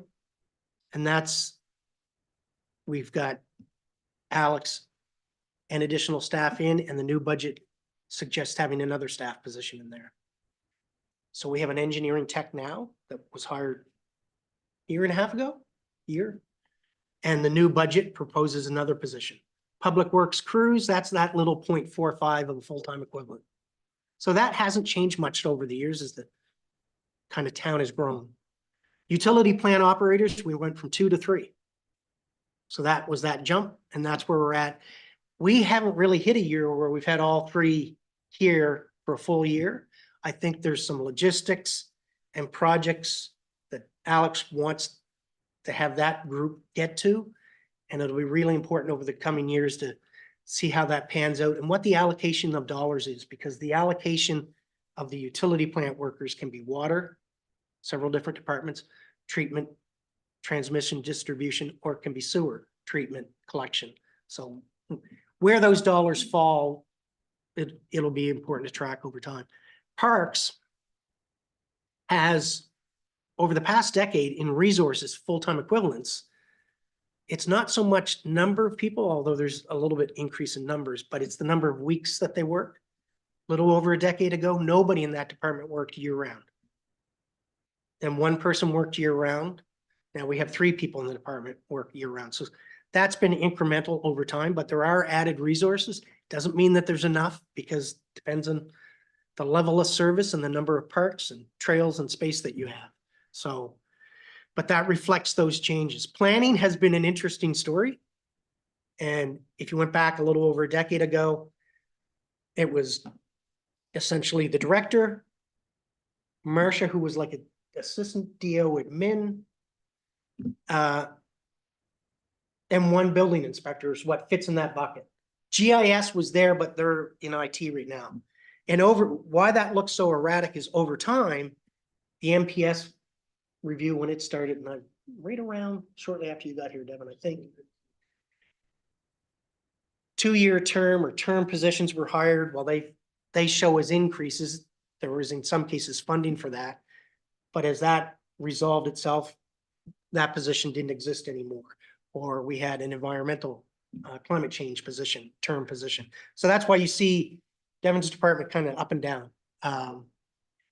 Right now, it's really only uptick there is a little bit on the admin side. I'm not sure that's added resources or taking a piece of a bar from another one. That would be Karen. And the way it dipped here is resources going over to building inspection, fire inspection. So some of those resources that were more planning directed are now more building inspection compliance. Is that a fair way to put it? Okay. And that's an important one to see. We had 1 person a decade ago. We now have 2, building inspector, fire inspector. And I think council's aware those resources are well needed, and as the community grows, those demands grow. And then recreation, we have economic development in there only because that's the title that's been in that department since back when we had a manager of economic development, but it fits all in the same bucket. That's varied over time. And that drop is the reorganization that happened last summer. So that's your staffing over time. Doesn't give you any answers, but it can help in terms of do you continue the incremental approach or how you go about staffing changes? I'm not sure if that light just came on as a question. Yeah. I shall pause. Thank you. I just look at this with a little bit of fascination on the compliance end, because to compare the staffing levels and the complaints would be really interesting. Like, were there no complaints 10 years ago? I don't think so. I think you have to be careful when you look at that sort of data, because you can add a resource, and once you have the resource there, people will come in with the complaints, whereas they may not have had an avenue. Yeah, To send that's, the- So I don't know. the numbers there kind of interest me. I know. There were a lot of complaints, and our first compliance officer was Dave or David. David Burtett. British guy, was Yeah. amazing, didn't stay too long, but yeah, definitely there were a lot of complaints. That was pre-town and gown. The Mayor Stead had a committee on community living, Mayor's Committee on Community Living, and that came out of that. So yeah, there are many complaints. I think David coming on staff opened the door to maybe pent up community. That he was out in the community, so it provided the avenue to hear what was out there probably better than the compliance or the Before. commissioners that were strictly Yeah, well, it was. Parking, they were violations. parking. Parking. Something like the couch burnings, which we had a whole spate of, would have been a fire thing or a police thing Yeah. until then. Once there were 7 couch burnings in one weekend, 7 different sites that Blair shut down. Watch this. Any more questions? What time is it? I just have one. Oh, my goodness. He knew it was there. Yeah, not to stand in between coffee break, but Alex did just clarify. So going back a couple slides, so I'll share it. So the street maintenance program is under budget this year because the concrete contractor couldn't get to the work this year. So he's going to retender that next year. And he did note that as for the paving, they're reducing the asphalt replacements and increasing the focus on concrete sidewalks, pedestrian ramps and curbs, where that hasn't got a lot of attention in the last number of years. So just a reshuffling within that $380,000 bucket. But yeah, there was some COVID issues and some staffing issues that prevented the contractor to finish that awarded work. So that's why a bit of an anomaly this year being under budget.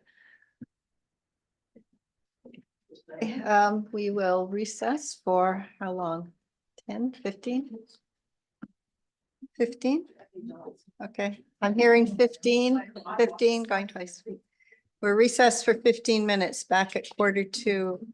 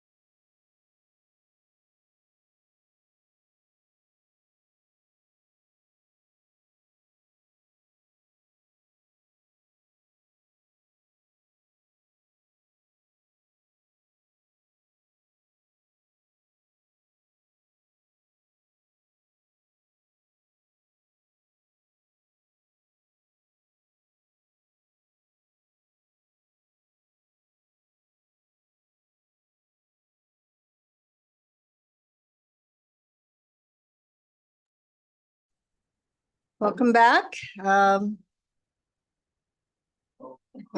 what did I say? I'm back again and back to you, Director McLean. I still call you that? I guess so. I think, like I said, Mike will probably work in the future. Wow, 20 minutes and we're on the same slide.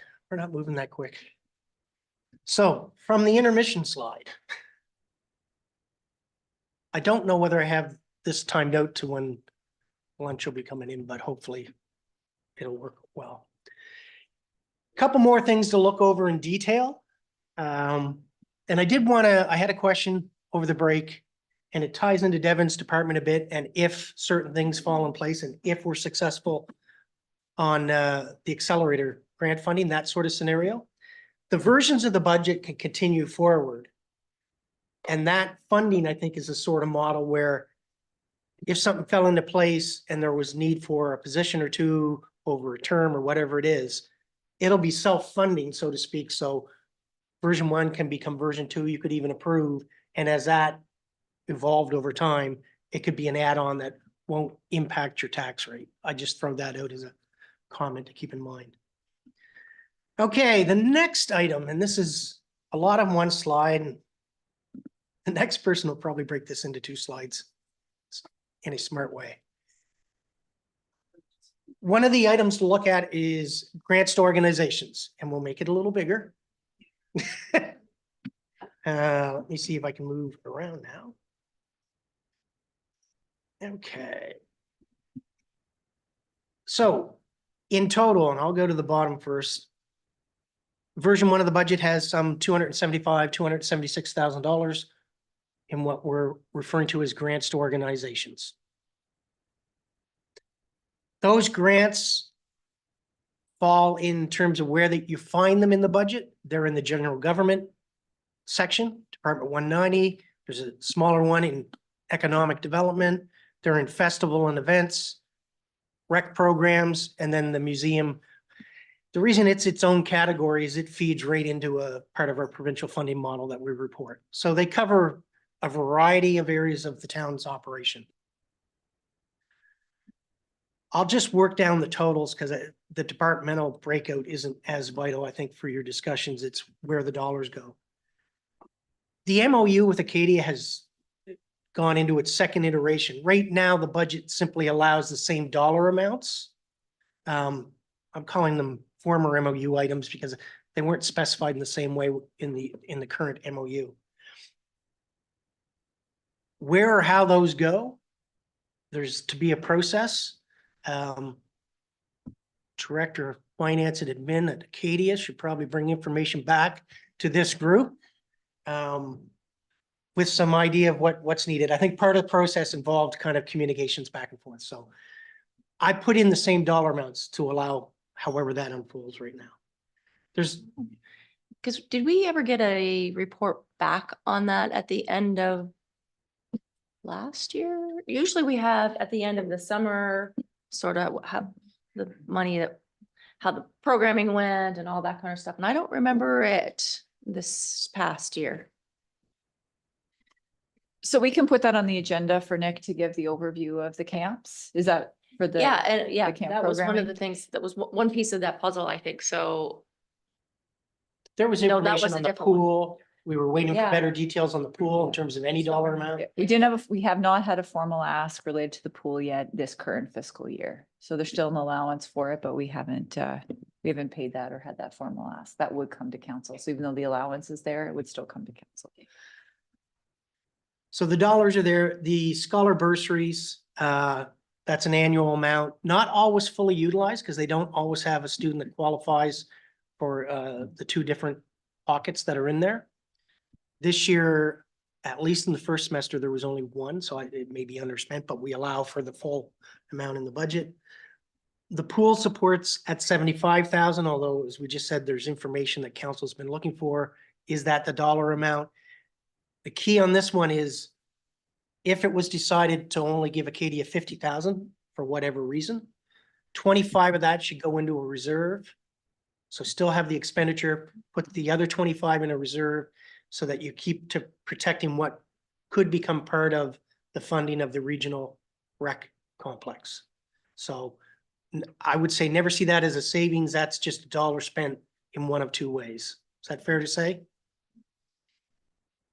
Devour, the second installment, as it relates to the back deck. I think I have it in the slides, and I think I mentioned it in the info report.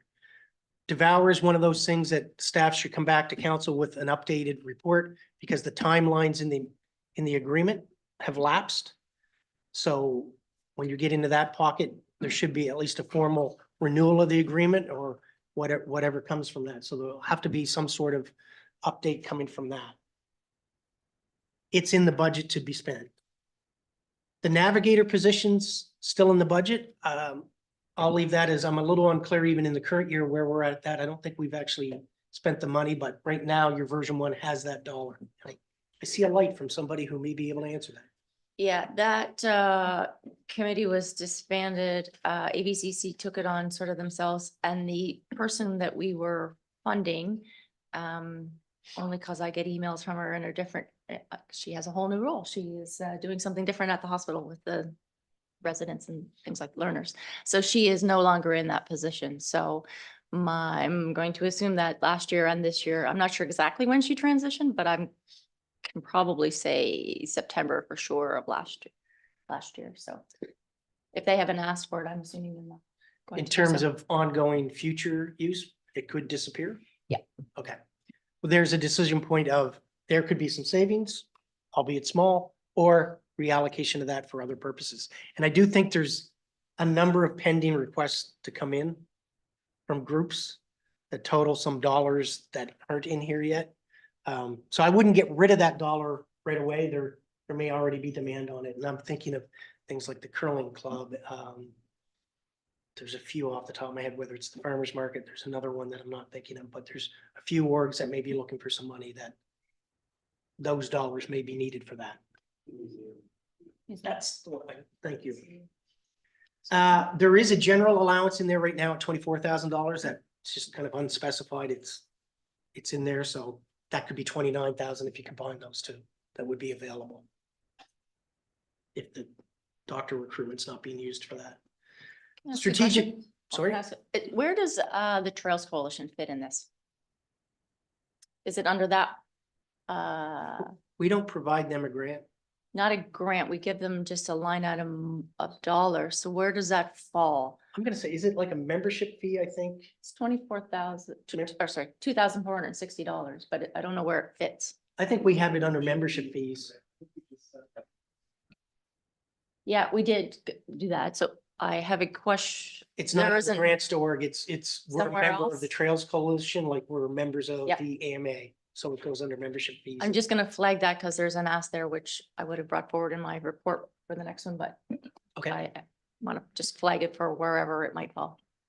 I think this is, sorry, go ahead. Oh, unless you had something. I was just gonna say, grants to organizations is one of those areas that council, year in and year out, there's typically far more dollars that people will ask than is necessarily easy to find in the budget, and this year will be no different.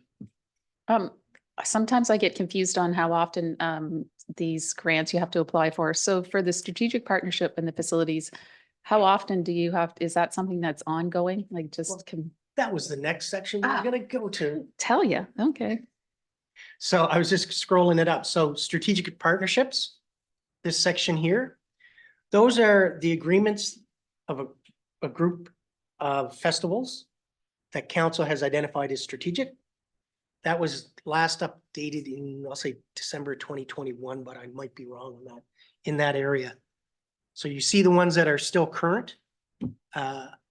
Those are 4-year agreements. So there's still a year or two left in the current agreements because they got renewed. They get paid through that 4-year cycle for the agreements. And the reason council originally, a couple of councils ago did that is as kind of larger strategic, you didn't want those groups wondering if they get funding each year. So to provide some predictability and sustainability to the groups, it's in 4-year cycles. All the same, right? They're all applied for the same, so everybody's. Yeah. Everybody's in the same 4-year Yes. cycle. Now, I would suggest, I think there was pressure, the groups could certainly use or request more dollars. There's been, that 5,000 has been the same amount for a number of years. Probably by the time you get to renewing those agreements again, council should consider the groups that are in there, whether there's any new ones added, and is the dollar amount still relevant? I mean, there's a number of things, but for now, we're in the 4-year timeframe. These are the dollar amounts. So that's the strategic festivals, the strategic partnership for facilities, and then the strategic partnerships for community organizations, capacity building. Now, the one-off there is the Historical Society gets 10,000 as opposed to the 5 that some of the others. And that was a decision of council. I'm going to say about 6 years ago, might have only been 4. Is that? I think we discussed that once before. And is that not a way for them not to pay tax? Like, is that not? We're going to cover that on the next slide. I was just gonna say, they pay taxes, it reimburses them. Right, so the 10,000 represents, Represented, I'm, No, and I just want to clarify, this 10,000 goes to them to go in their bank account. There is another, what the next slide exemption, where they don't have to pay taxes. So they get more than 10,000. This is one of the reasons we have these slides every year is to make sure we revisit these things. So we'll put that question on pause for now till we get to the next slide. because I think originally, before I was on council, that was Bob Stead's council, that was to reimburse them for because we couldn't just not charge them fully for their taxes. Yeah, I don't know whether that's how people talked about it. They've had the exemption for any number of years prior to me. So they've had an exemption from property taxes, as well as the grant. I think it was generally, there was a one-off increase because they have, obviously some issues and dollar needs. And then it grew into becoming part of the strategic partnership amount. But we'll see it on the next slide where you'll see the exemption and the dollar amount involved. So whether miscommunication in the past on that, but so we'll see that. So once you get through that group, and those groups are identified and they receive the amounts, like we said, over these 4-year agreements. The community partnership program is basically, Nick would facilitate working through that. That's application based, and that's groups that apply every year, and it can be different groups, it can be different amounts. Here's what I need. Vets it through a certain program, and I believe we come back and say, here are the CPPs that will be paid out. But it's not as predictable or given. Just as I see all these, and not that it's numbers related, but if we are calling these all strategic partners, we really don't touch base with them all that often. I think we did hear from the Wolf Historic Society not that long ago. Yeah. King Senior Safety, we used to have Michelle. February, okay, news to me. So I just was wondering if we could, for the next iteration of staff, that might make it just, even if they're just written reports of here's what happened this last year, it's just kind of nice to touch base and let them know we're still thinking about them as well, so. This is your consultant. I can't help you with that, but No, I heard that. We do have Hearing. different requirements depending on the dollar value and the type. So we do have some annual reports that do come through. So that's something that we could share. And then if council wanted to build a more regular sort of touch point where they actually come in and present, we can look at Yeah. that, go forward. yeah, there is, I would say, at least at the staff level, there's probably constant contact for the most part, and there are requirements of what they have to follow. But yeah, that could be something that each group is asked to do. So the CPPs, we don't list who they are because they can change year in and year out, dollar amount. I had the Apple Blossom. I left the $2,000 that used to be in there. And the only reason it was there to keep is one of the issues around that had to do with what was the former Queen Annapolisa pageant. They have made changes. I'm not saying it should go to the Apple Blossom, but I just highlight that as maybe something council will look into. And if it isn't, roll that $2,000 into the CPP program, if that makes sense. So you've got $275,000. The vast majority is probably not a short-term decision of council, but over multiple years, is that manageable in the town's budget? But for now, that's your breakdown of them. Fair? I hope that, now I'm hoping the next slide better be the tax exemptions. Whew. Okay, we'll make this a little bigger for you too. So tax exemptions, which is a different bucket or program to provide financial assistance to different groups. So the grants are dollars that are, checks out the door to the organization. The tax exemptions are per policy. And I've listed what the policy names are, and it covers a variety of groups. So Wolfville Historical Society just happens to be on Schedule A, so it's here first. They receive 12,200, or will in the upcoming year based on their assessment, and might change a bit depending on tax rate, $12,270 relief from their tax bill. So they don't pay that, but they still get the $10,000 check. So in total, it's $22,000 of financial relief. Just a curiosity, a $12,000 residential tax bill in Wolfville would be really high, and given that house is so old. That would not be a residential assessment. I Oh, don't think off the top of my head because it's not a residence. Okay, so Yeah. that's why. And that would be one of the reasons they look for the commercial, the relief from that, right? L'Arche, although they don't get a grant, they do get a substantial relief from their property taxes. Some $44,000. And that's obviously relative to the assessed value of it. Once they did those renovations and open, that assessed value, which used to be totally exempt, wasn't on, there's nothing collected to this. And if I remember, and I stand to be corrected, I think Schedule A is relief from commercial to residential, not full relief, I think. Can you give me a sec to just look at that? In other words, they may still be taxed residential tax. Now that I'm retired, my memory's going, so I have to check things.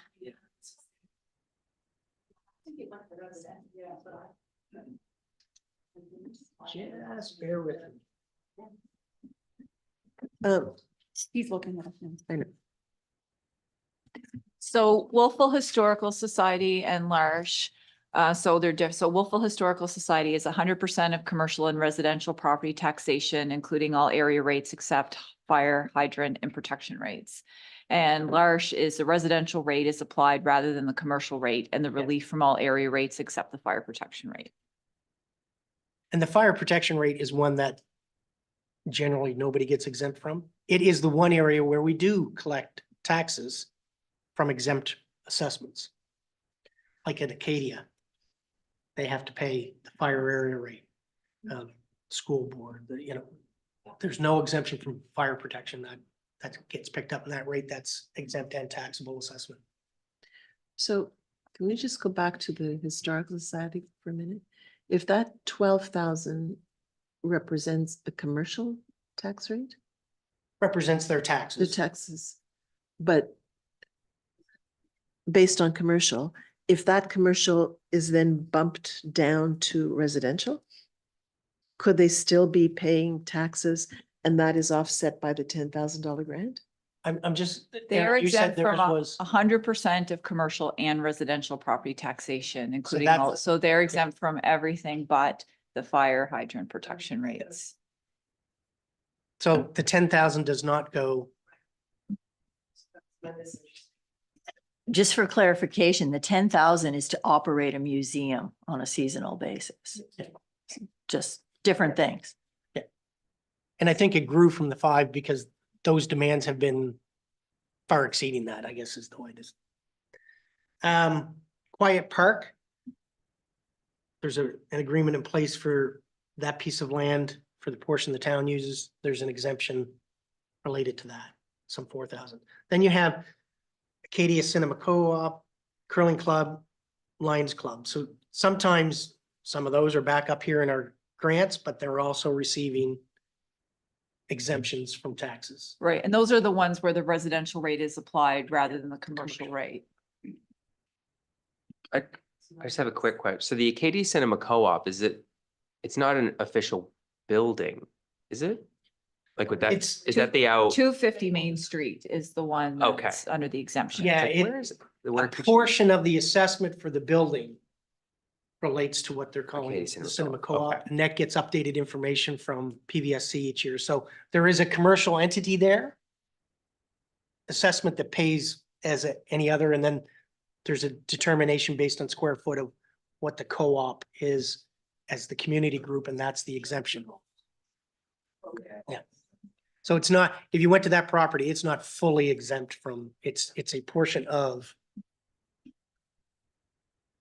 So then you've got the curling club, Lions daycares, that's carried over from Municipal Government Act. There was in the Municipal Government Act and via bylaws exemptions around daycare centers. So the two that are on our list right now currently is the Wolfville Children's Center and a private operator. And then the low income exemption. This is the one council just updated that policy, either in November or December, I forget. We went audit committee. Maybe we got to council in November. So this is based on policy. This is the one that you provide to property owners that household income is below X amount. If you qualify, then you receive an exemption amount against your taxes. So based on the revisions we made to that policy, that ensures that it continues to grow both in the allowable threshold room and the dollar amount of relief provided. The exemption in the upcoming year will be $1,041, up from $1,000. And the threshold, now that we've got a formula attached to it, will be $42,322. So a household with income at or less than that will get $1,041 off of their taxes. I've allowed for 45 properties to qualify, 36 qualified in the current year, 26 the year before. I think as we've improved the income threshold, it's wise to allow for more people to qualify. I think it will max out at some point because truth be told, we're still dealing with relatively low income thresholds for households. Housing stock is not inexpensive, so there's only going to be so many people that can afford to have the house that fit this model. But I've referred to this before when we did the policy. When I got here, it was 5 properties qualified. And the town provided total relief of $1,000. So I kudos to council for making this more realistic. And if the way I would think about this, because this has been, as those that know me, my pet thing since I got to Berwick and then here, to change this, that's still $46,000. That's less than a cent in the tax rate. So a council can look at that in the future and say, maybe there's room still. It's not the biggest impact on your tax rate. It's less than a cent, even at this level. And I would suggest once you go around and check other municipalities, that $1,000 of relief ranks well compared to the others. I'm not aware of any that are at 1,000, but there could be. So overall, I threw in some budget rounding because I like round numbers. Your total expense in the exemption is $137,000. So that's provided as background info. There's nothing really there in decisions, but that's part of your budget and that's part of the communication that we require to the public is just transparency of this is what's happening. This one worked well because it demystified maybe a misunderstanding around the historical society.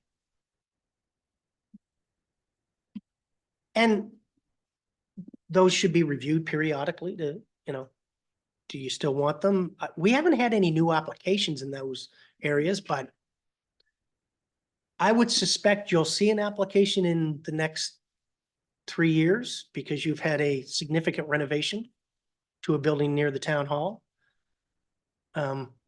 That operation, at the commercial assessment may look for some sort of relief. It was hinted back when they made the application and that's across the street. So how you manage that, I leave it to council. Does that make sense on those ones? That's the best I can cover those. The big thing on that is the SPPs into the next council is to start to look at the dollar amounts and is it still relevant? Because I do think $5,000 obviously today is, when did we start that? $5,000 back in 2015 or some, it's not as much relief. They should be evaluated. What's not in the budget? And this may open the floor for a little bit of discussion. Right now, and these are just things that have been mentioned during committee of the whole meetings as we've talked about budget, the full day November session, and there was a couple other sessions where there's resources. So admin support in the office of the CAO, or in the, I'm used to saying that, in the office of the mayor. Full-time staff position in the office of the CAO. That would actually put it back to the level it used to have more than a decade ago. 50%, and I'm the one who mentioned this, so I guess that's the reason it's on the slide now. A half full-time equivalent in IT. And IT is similar to the office of the CAO, and I would even throw finance into this. As the organization's grown, and you saw the chart that shows we have more staff, we have more equipment, we have more staff. The administration side of the business of government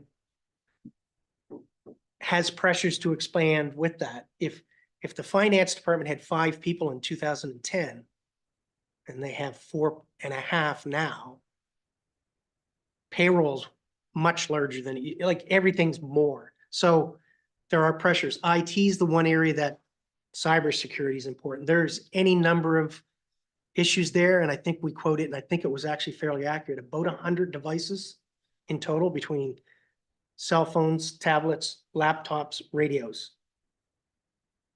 10 years ago, there might have been 20 cell phones and 5 tablets. And the radios was a different setup. So there's incremental pressures that don't equate to a job every year, but over time, that's one of those ones. Does that make sense? Doesn't mean add it right away, but there's pressures around this. And I look at IT and say cybersecurity is paramount these days. We have neighbors that know that now. So those are the things to look at. Maybe there's an opportunity in IT to share with another municipality. Because it's hard to find a half position IT person that's committed to doing what you need done. So maybe there's something there with another neighboring unit that's a smaller unit that needs something too. So lots of things to look at, but nothing in the budget right now for those. The full-time equivalent position that's been mentioned periodically in Devin's department, nothing in the budget right now. I put the possible grant funding as that may resolve that issue, at least in the short term, 2 to 3 years, 4 years. That could be self-sustaining if that all falls into place, but nothing in the budget right now, just that incremental increase in contracted services.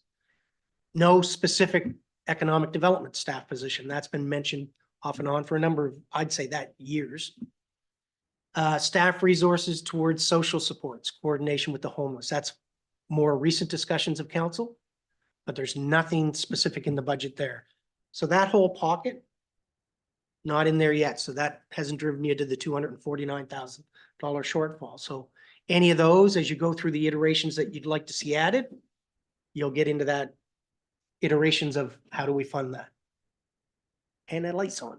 Just a question, and I'm thinking, I know it, I'm not sure even where it is, but I'm, Councillor McKay, I'm thinking of the, our discussionary task force on collaborative, on a new building, and we will perhaps have another one on housing.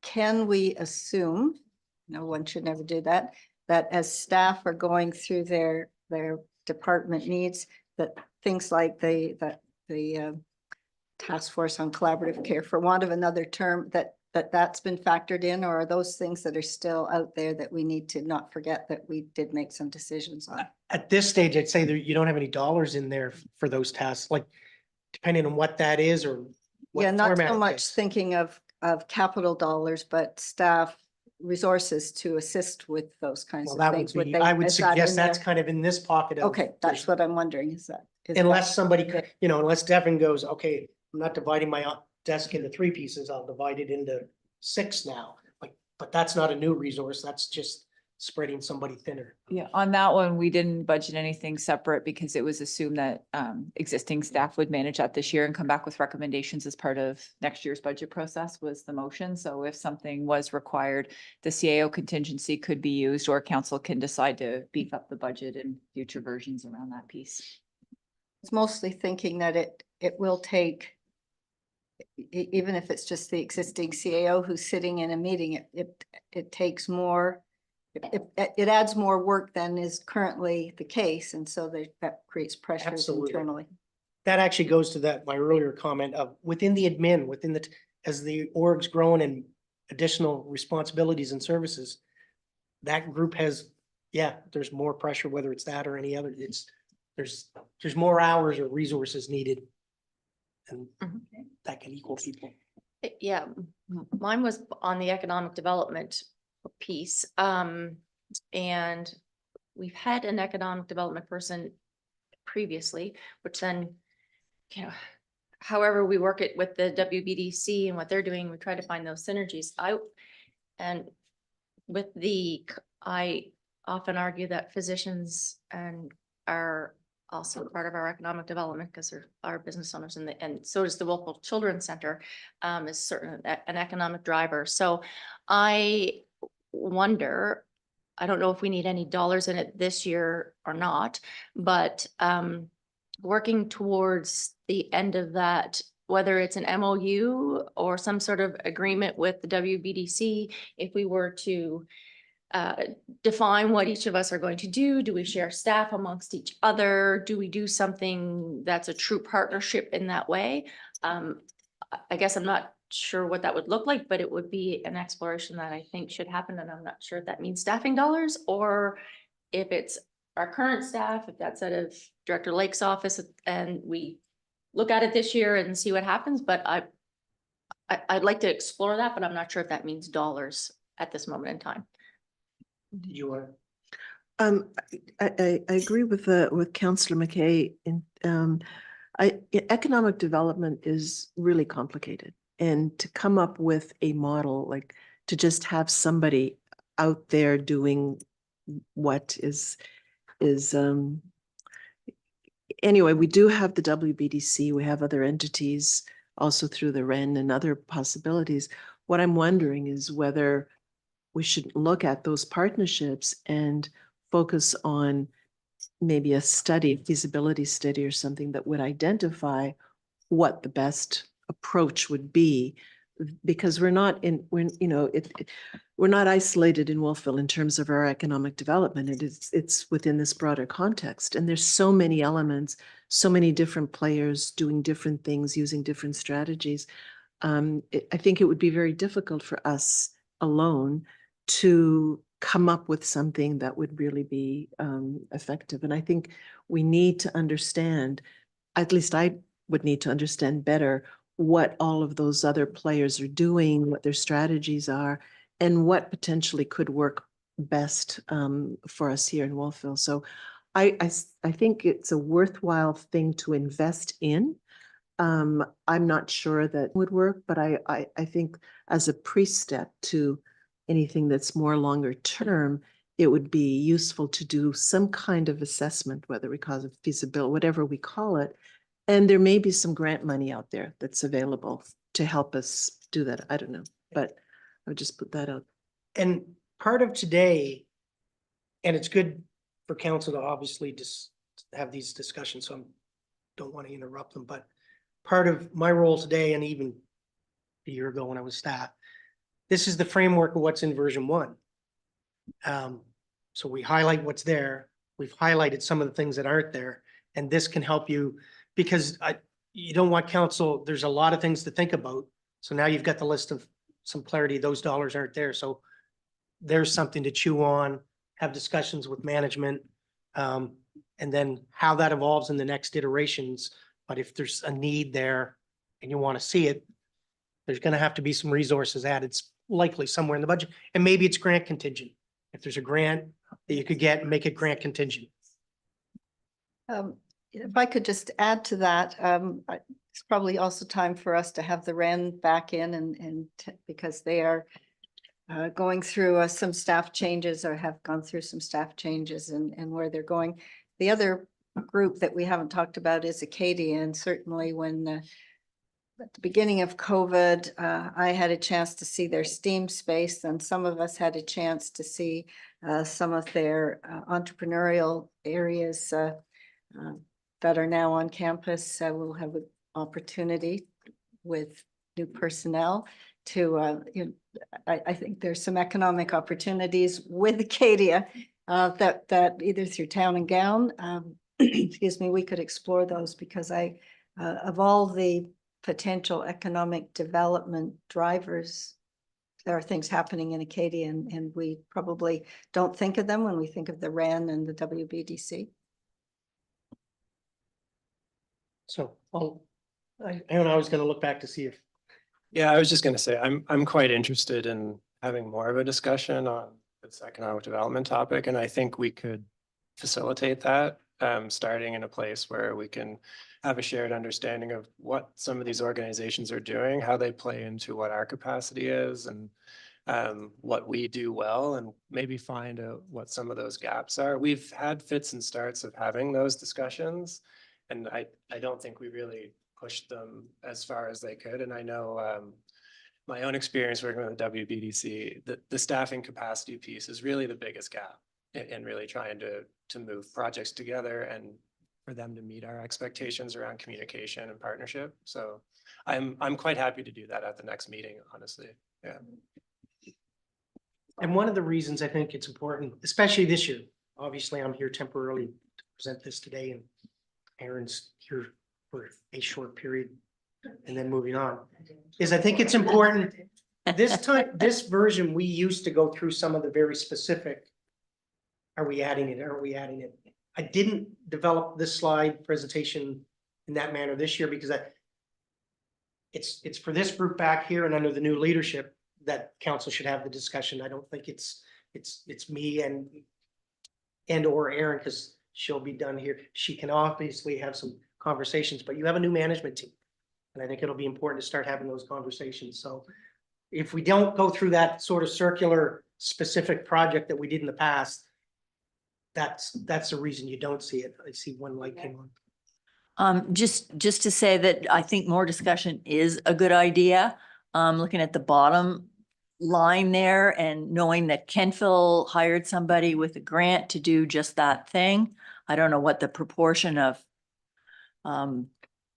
contribution was, but is that a priority? These are the things that we need to talk about. So keep it on there. I'd really like to see something regional. Like, I don't think a lot of services are offered in Kemple that aren't offered here, just by the nature of the systems that are there now. So I'd really like to have a discussion with I don't know what Alicia's title is, but, and see if and even the county, there's got to be some way we can work together on that. The borders are invisible on that for me. Okay. So fair in terms of just provide, I feel like I'm just dumping the list on council, but that's, I think. I'm not sure what time lunch was coming in, but there was really only one more slide, which references. Last year, we went through this process, but we went through it on very specific items. I just wanted to revisit that at the end of the day, the budget process is a number of iterations. And it is, even as a one topic one, as you hit it, it's the decision at that point in time. And if it goes into the budget, is how can it possibly be funded? Grants, taxes. It might go in there as taxes, and then 5 more things are added, and then next iteration is we need to do something else. But it is very much this iterative approach. And I just wanted to remind that at the end of the day, it does come down to this. One, you have a shortfall of 249,000. Have to deal with that, and anything that's added or taken away. There may be things that council may say, well, we don't, what you said was in the budget doesn't need to be there. There's the decision point, and then how are you going to go about paying for it? Property taxes, grants, or reallocation of dollars, which is really spending cuts in one area to pay for something else. But you can't get away from that circle because it is in essence adding things, subtracting them, adding them, subtracting them. And at the end of the day, you'll have to come down to a nil balanced budget, which is never easy. So that's kind of the operations, right? But are you asking us for now or for after lunch to respond to that? Because I am assuming that when you leave today, whoever takes over it needs some direction on that. So are you asking that question now? Well, I just wanted to reaffirm that council still Yes. sees that as the Yeah. process and certainly, like, I think obviously we have some knowledge that came through the door from another municipality has seen this. But yes, that's where it has to work. Your new finance director, this will be a new process for her, having not been in the government world. So some of this, whether that's a debrief from me, I just want to make sure that the nuts and bolts of everything we're doing come down to this and council priorities And my question was, are we going to have that discussion today? on specific projects. Well, just to answer your question, are you looking for, I assume you are looking for direction from council to, stay the course, reduce the taxes, That, find places to whittle down that 247,000. Are you looking for that today? I'm not looking for that to me because I think, again, that goes to my comment earlier where have stepped away from the position. I don't want to influence how the new management team sees these things and wants to talk to council on. I may have my own thoughts, but I think, that's council's decisions at the end of the day. The finance person can only help understand the nuts and bolts of how that funnels into the operating budget. So no, I'm not looking for you to say, stay the course or don't increase taxes. Council needs to have that discussion, whether it's today, the next meeting, or every meeting until you circle back to We'll come nil. back to that, but Councillor McKay. Yeah, mine is sort of on the same line because I don't want to lose the thoughts that are going through our heads Mhm. at the moment, Nope, fair. what they might be. Can we just do jot notes to say, not that anyone has to do anything with them, just like throw them out and Absolutely. say, oh, Yeah, let's put them on absolutely. Yep. on the docket? Yep. Go ahead. ahead. Yeah, for the planning department, I think that we leave it in and as we go through the next few months, see if we get funding or not. And then that may help us out or may not. What did we have in there? I had the rent as a question mark. Clearly, we're paying that again, but I just didn't know. It's about $26,000. And what, I guess I was more the same thing, like looking for feedback on what they're doing. EDI, what we had, that was out of reserves last year, and what is in the budget this year? If any? Cause I think it was on the EDI, it It's was the on the same, third it's the list. same dollar amount, although I think we augmented it a touch. Yeah, bear Okay. with, Yep, keep talking important council Okay. business while I turn to my Okay. other computer. so if it's 15, is it in the budget right now? Or Yeah, yes. as a line item, not a reserve item? It's under program spending in Department 190, which is other general government services. So Awesome. there's a bucket of dollars there that cover EDI, the video camera pilot project. Okay. There's a number of projects that are covered there. The project management from Public Works.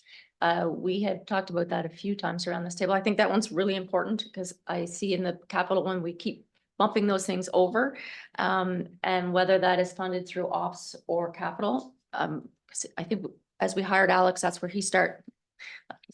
He started in the bucket of capital. So what does that look like? Could- Go ahead. Just because it's very specific to that topic. So the position has been added. There's an allowance to allocate dollars to the capital budget. Okay. It's not necessarily just that position, because it could be Alex, it could be the proposed new position, it could be some combination. The key of that is though, it's easy to allocate the dollars over to the capital budget. Yeah. But those efforts have to be on capital projects, Yeah. whether it's pre-planning, because we kind of fell into this when we first expanded this 2 years ago, when we added an extra engineer to the director's position. That was going to be all capital. It started to evolve into being operating in capital. And what I would suggest or recommend is the extra position not simply get hidden in the capital budget. It has to legitimately live there, connected to projects. It can go into a general engineering bucket, but at the end of the day, is it going to a particular project? If it isn't part of the tangible capital asset at the end of the day, it's an operating expense. So the budget does allow for dollars to go over there. Hopefully, if it panned out and you did it, it works out that way. Because otherwise you just happen to bring those dollars back and dump them into the operating budget. So good question. It depends on how it evolves over time. I'm assuming pickleball is gonna fall under capital. Right now, and that's one of the slides I ops. think Devin will cover. We have a slide in. Thank you. For the soccer. All right, then I'll put a pin in that one. And the only one I wanted to add was the Trails Coalition, because I had a discussion with the CAO about their funding agreements and that might fall off. We're gonna argue to keep them for this, to give that feedback back to say if the province would keep their funding for one more year to allow us to figure something out. But I think even in the short term, we're gonna have a real shortfall. And I know that Trails Coalition doesn't actually look after the one that's in town, but it does do our whole broader trail system. So each of us that were municipal representatives, we're gonna go back and just sort of ask for maybe, because our bill was $2,460, because I just saw it. That's when I remember it so specifically. Ask for another about $5,000 to keep them afloat, to see if we can and then see what the year looks like, and maybe look at a long-term, like we do with Remo, and maybe a staff that goes maybe under the county.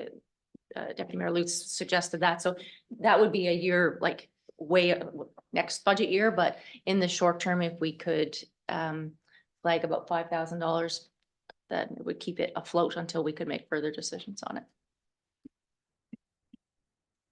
Other comments or questions?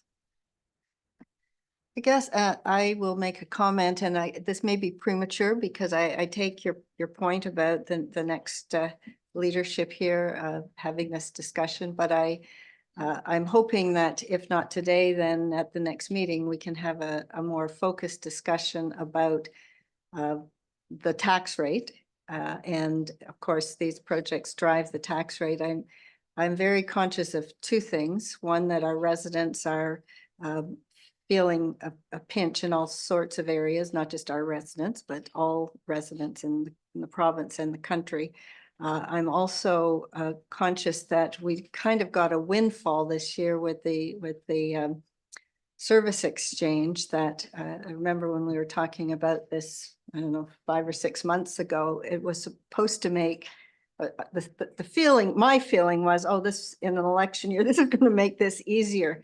And it seems to have been absorbed and then some. So what I would have done in my previous life is or would have happened to me in a previous life, is departments would have been told to go back and figure out, and I know, Mike, you and I have disagreement on this, but I really think if there are some places that we can sharpen pencils a bit, because at the end of the day, I'm just, I'm not comfortable with the optics of having gotten a windfall of close to $300,000 that we didn't have last year, and being in a situation where we have to put the tax rate up. I personally am fine with the tax rate as it is, but that's not where we are now. And it's, you know, staff know much better certainly than I do, where there are some places that we can look for grants. And it may be that there are offsetting grants that staff know about that we can go after that are not built into this. But I'm hoping that we can have a discussion at some point to say, you know, how tight do we want the belts, our collective belts, or not. I think for both, and I would have said just after Councilor Kay went through the list of things that you thought we should look at or that will be looked at, is this gets to the point where, as you talk about these things, individual councilors, as well as the mayor, have thoughts on things. Councilor McKay happens to be the one who had presented a list of them. It becomes important because direction comes from council. So I don't need specific right away, but at some point, that concept of taxes and where you want to go and that idea of everybody go back and look for 5% is the example I'll use. Whether that's productive or not, I think council needs to gnaw on that, because I appreciate that that's a background that you have with, especially back when you worked in municipal government. Asking the group to do that, is that a consensus? You'd like the group to do that? Because that's changed over time. There's been off and on whether council has wanted that or not. I don't dispute that we've talked about it off and on. But somewhere in here in the next iterations and stuff, certainly the department head and the management team, I would say generally are always aware of looking at that. Whether they've sharpened the pencil enough, I won't dispute that, hey, got to go back and look at it. My gut feel on the budget itself, there's not a ton there that will save, but it could find, that's usually that last $10,000 or $15,000 that we're not quite balanced. We need to find, and you tweak a few things. But certainly if council wants to have that discussion and the direction goes back to the management team to go through every budget that way, that can be part of the process. That, that's for the group to talk about and the direction to go to management to look at. Is that fair to say? I'm kind of looking back at our. Okay. Not so much asking, that's the example, everybody find 5% or 10 people find, one person finds 50%. It's that 200 and whatever, $87,000 is Where'd it go? about five, what we are over is about 5 cents. In our wildest dreams, I don't think we want to add 5 cents to the tax rate. So I'm looking for the more general discussion. Then it's up to staff to figure out this is where, or not. I mean, I think we had a discussion that said we were prepared to hold the tax rate. Am I correct in that? So right now if we approved, don't remember, didn't you ask, like, do you want to? Well, Do you annually- want to drop it? Yeah, And annually in November, part of that That's what you did. conversation, and it Yeah. is both a good and uncomfortable Yes. conversation all at the same time, is what's the initial feeling on where we want taxes to go? Now, I'll say taxes as opposed to tax rate, Okay. because as we said, it's Yeah. not in the tax rate, does council want to keep any increase to within inflation? This year, we didn't get I don't think we got to clarity on that.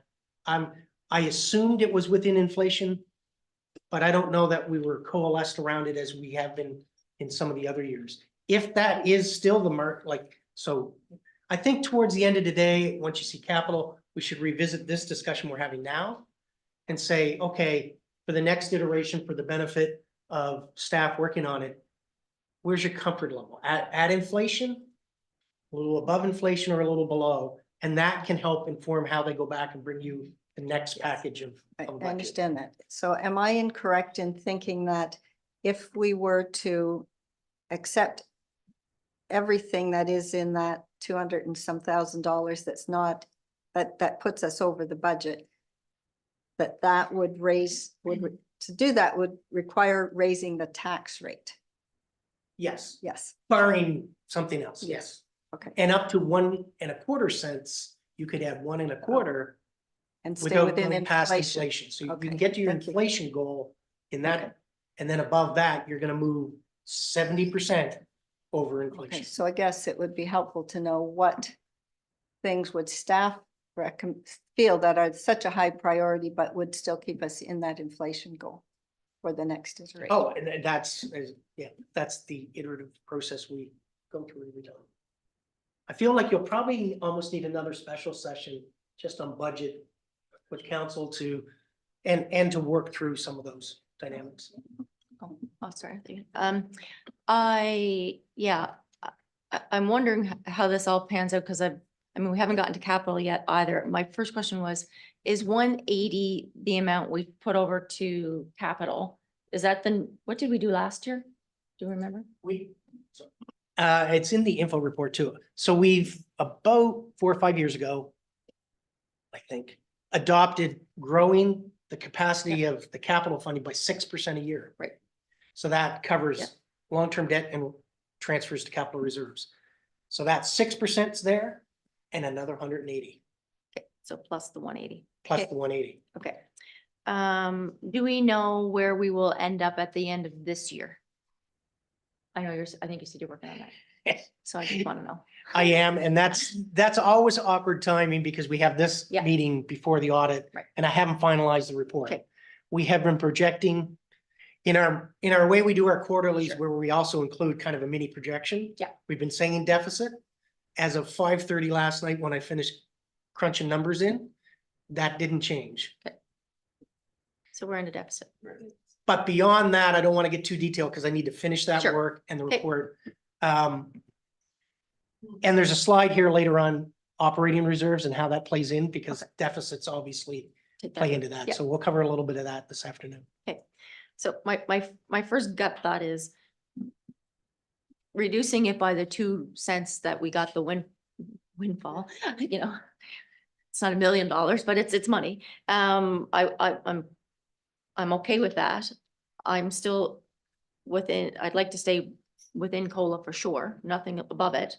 And knowing that we might be in a deficit that will hit our reserves and conscientious of the fact that anything we defer costs us way more in the end. So keep it like that 180, could come back into operating or could do other things to offset tax rates, but our capital projects, I guess, we'll see this afternoon again, but right now that's sort of where I'm sitting. If it stayed just as it was, the 2 cents lower in the cost of living and not deferring so much maintenance that, in 4 years' time, we're gonna get hit with a tax bill that none of us are gonna like to see. That balance line for me is important at this stage.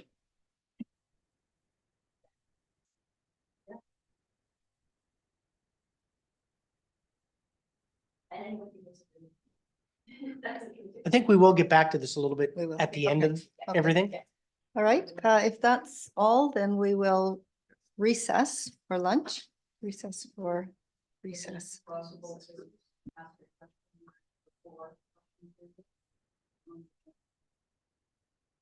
That's the second public session at the end of the meeting. We're just. Oh, that's down at the very end. Okay, sorry. Feel free, we're recessing for lunch, feel free to ask that question. If you want to go ahead. Does that include me now? If we want to comment, Mayor Donovan, on your, stand up.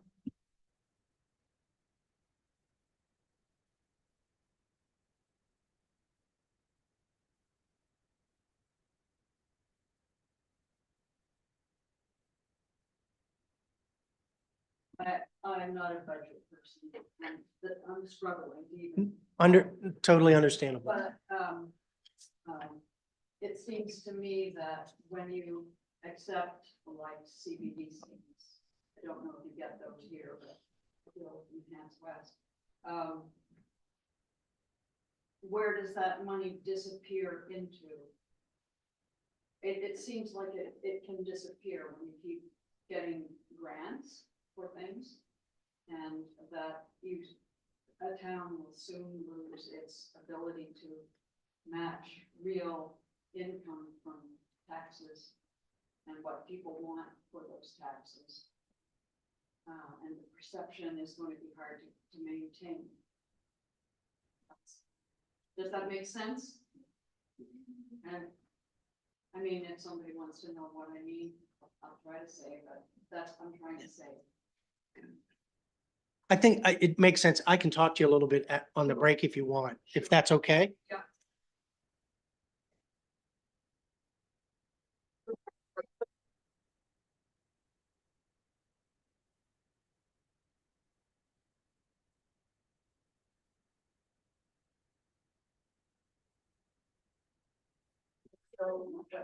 What time?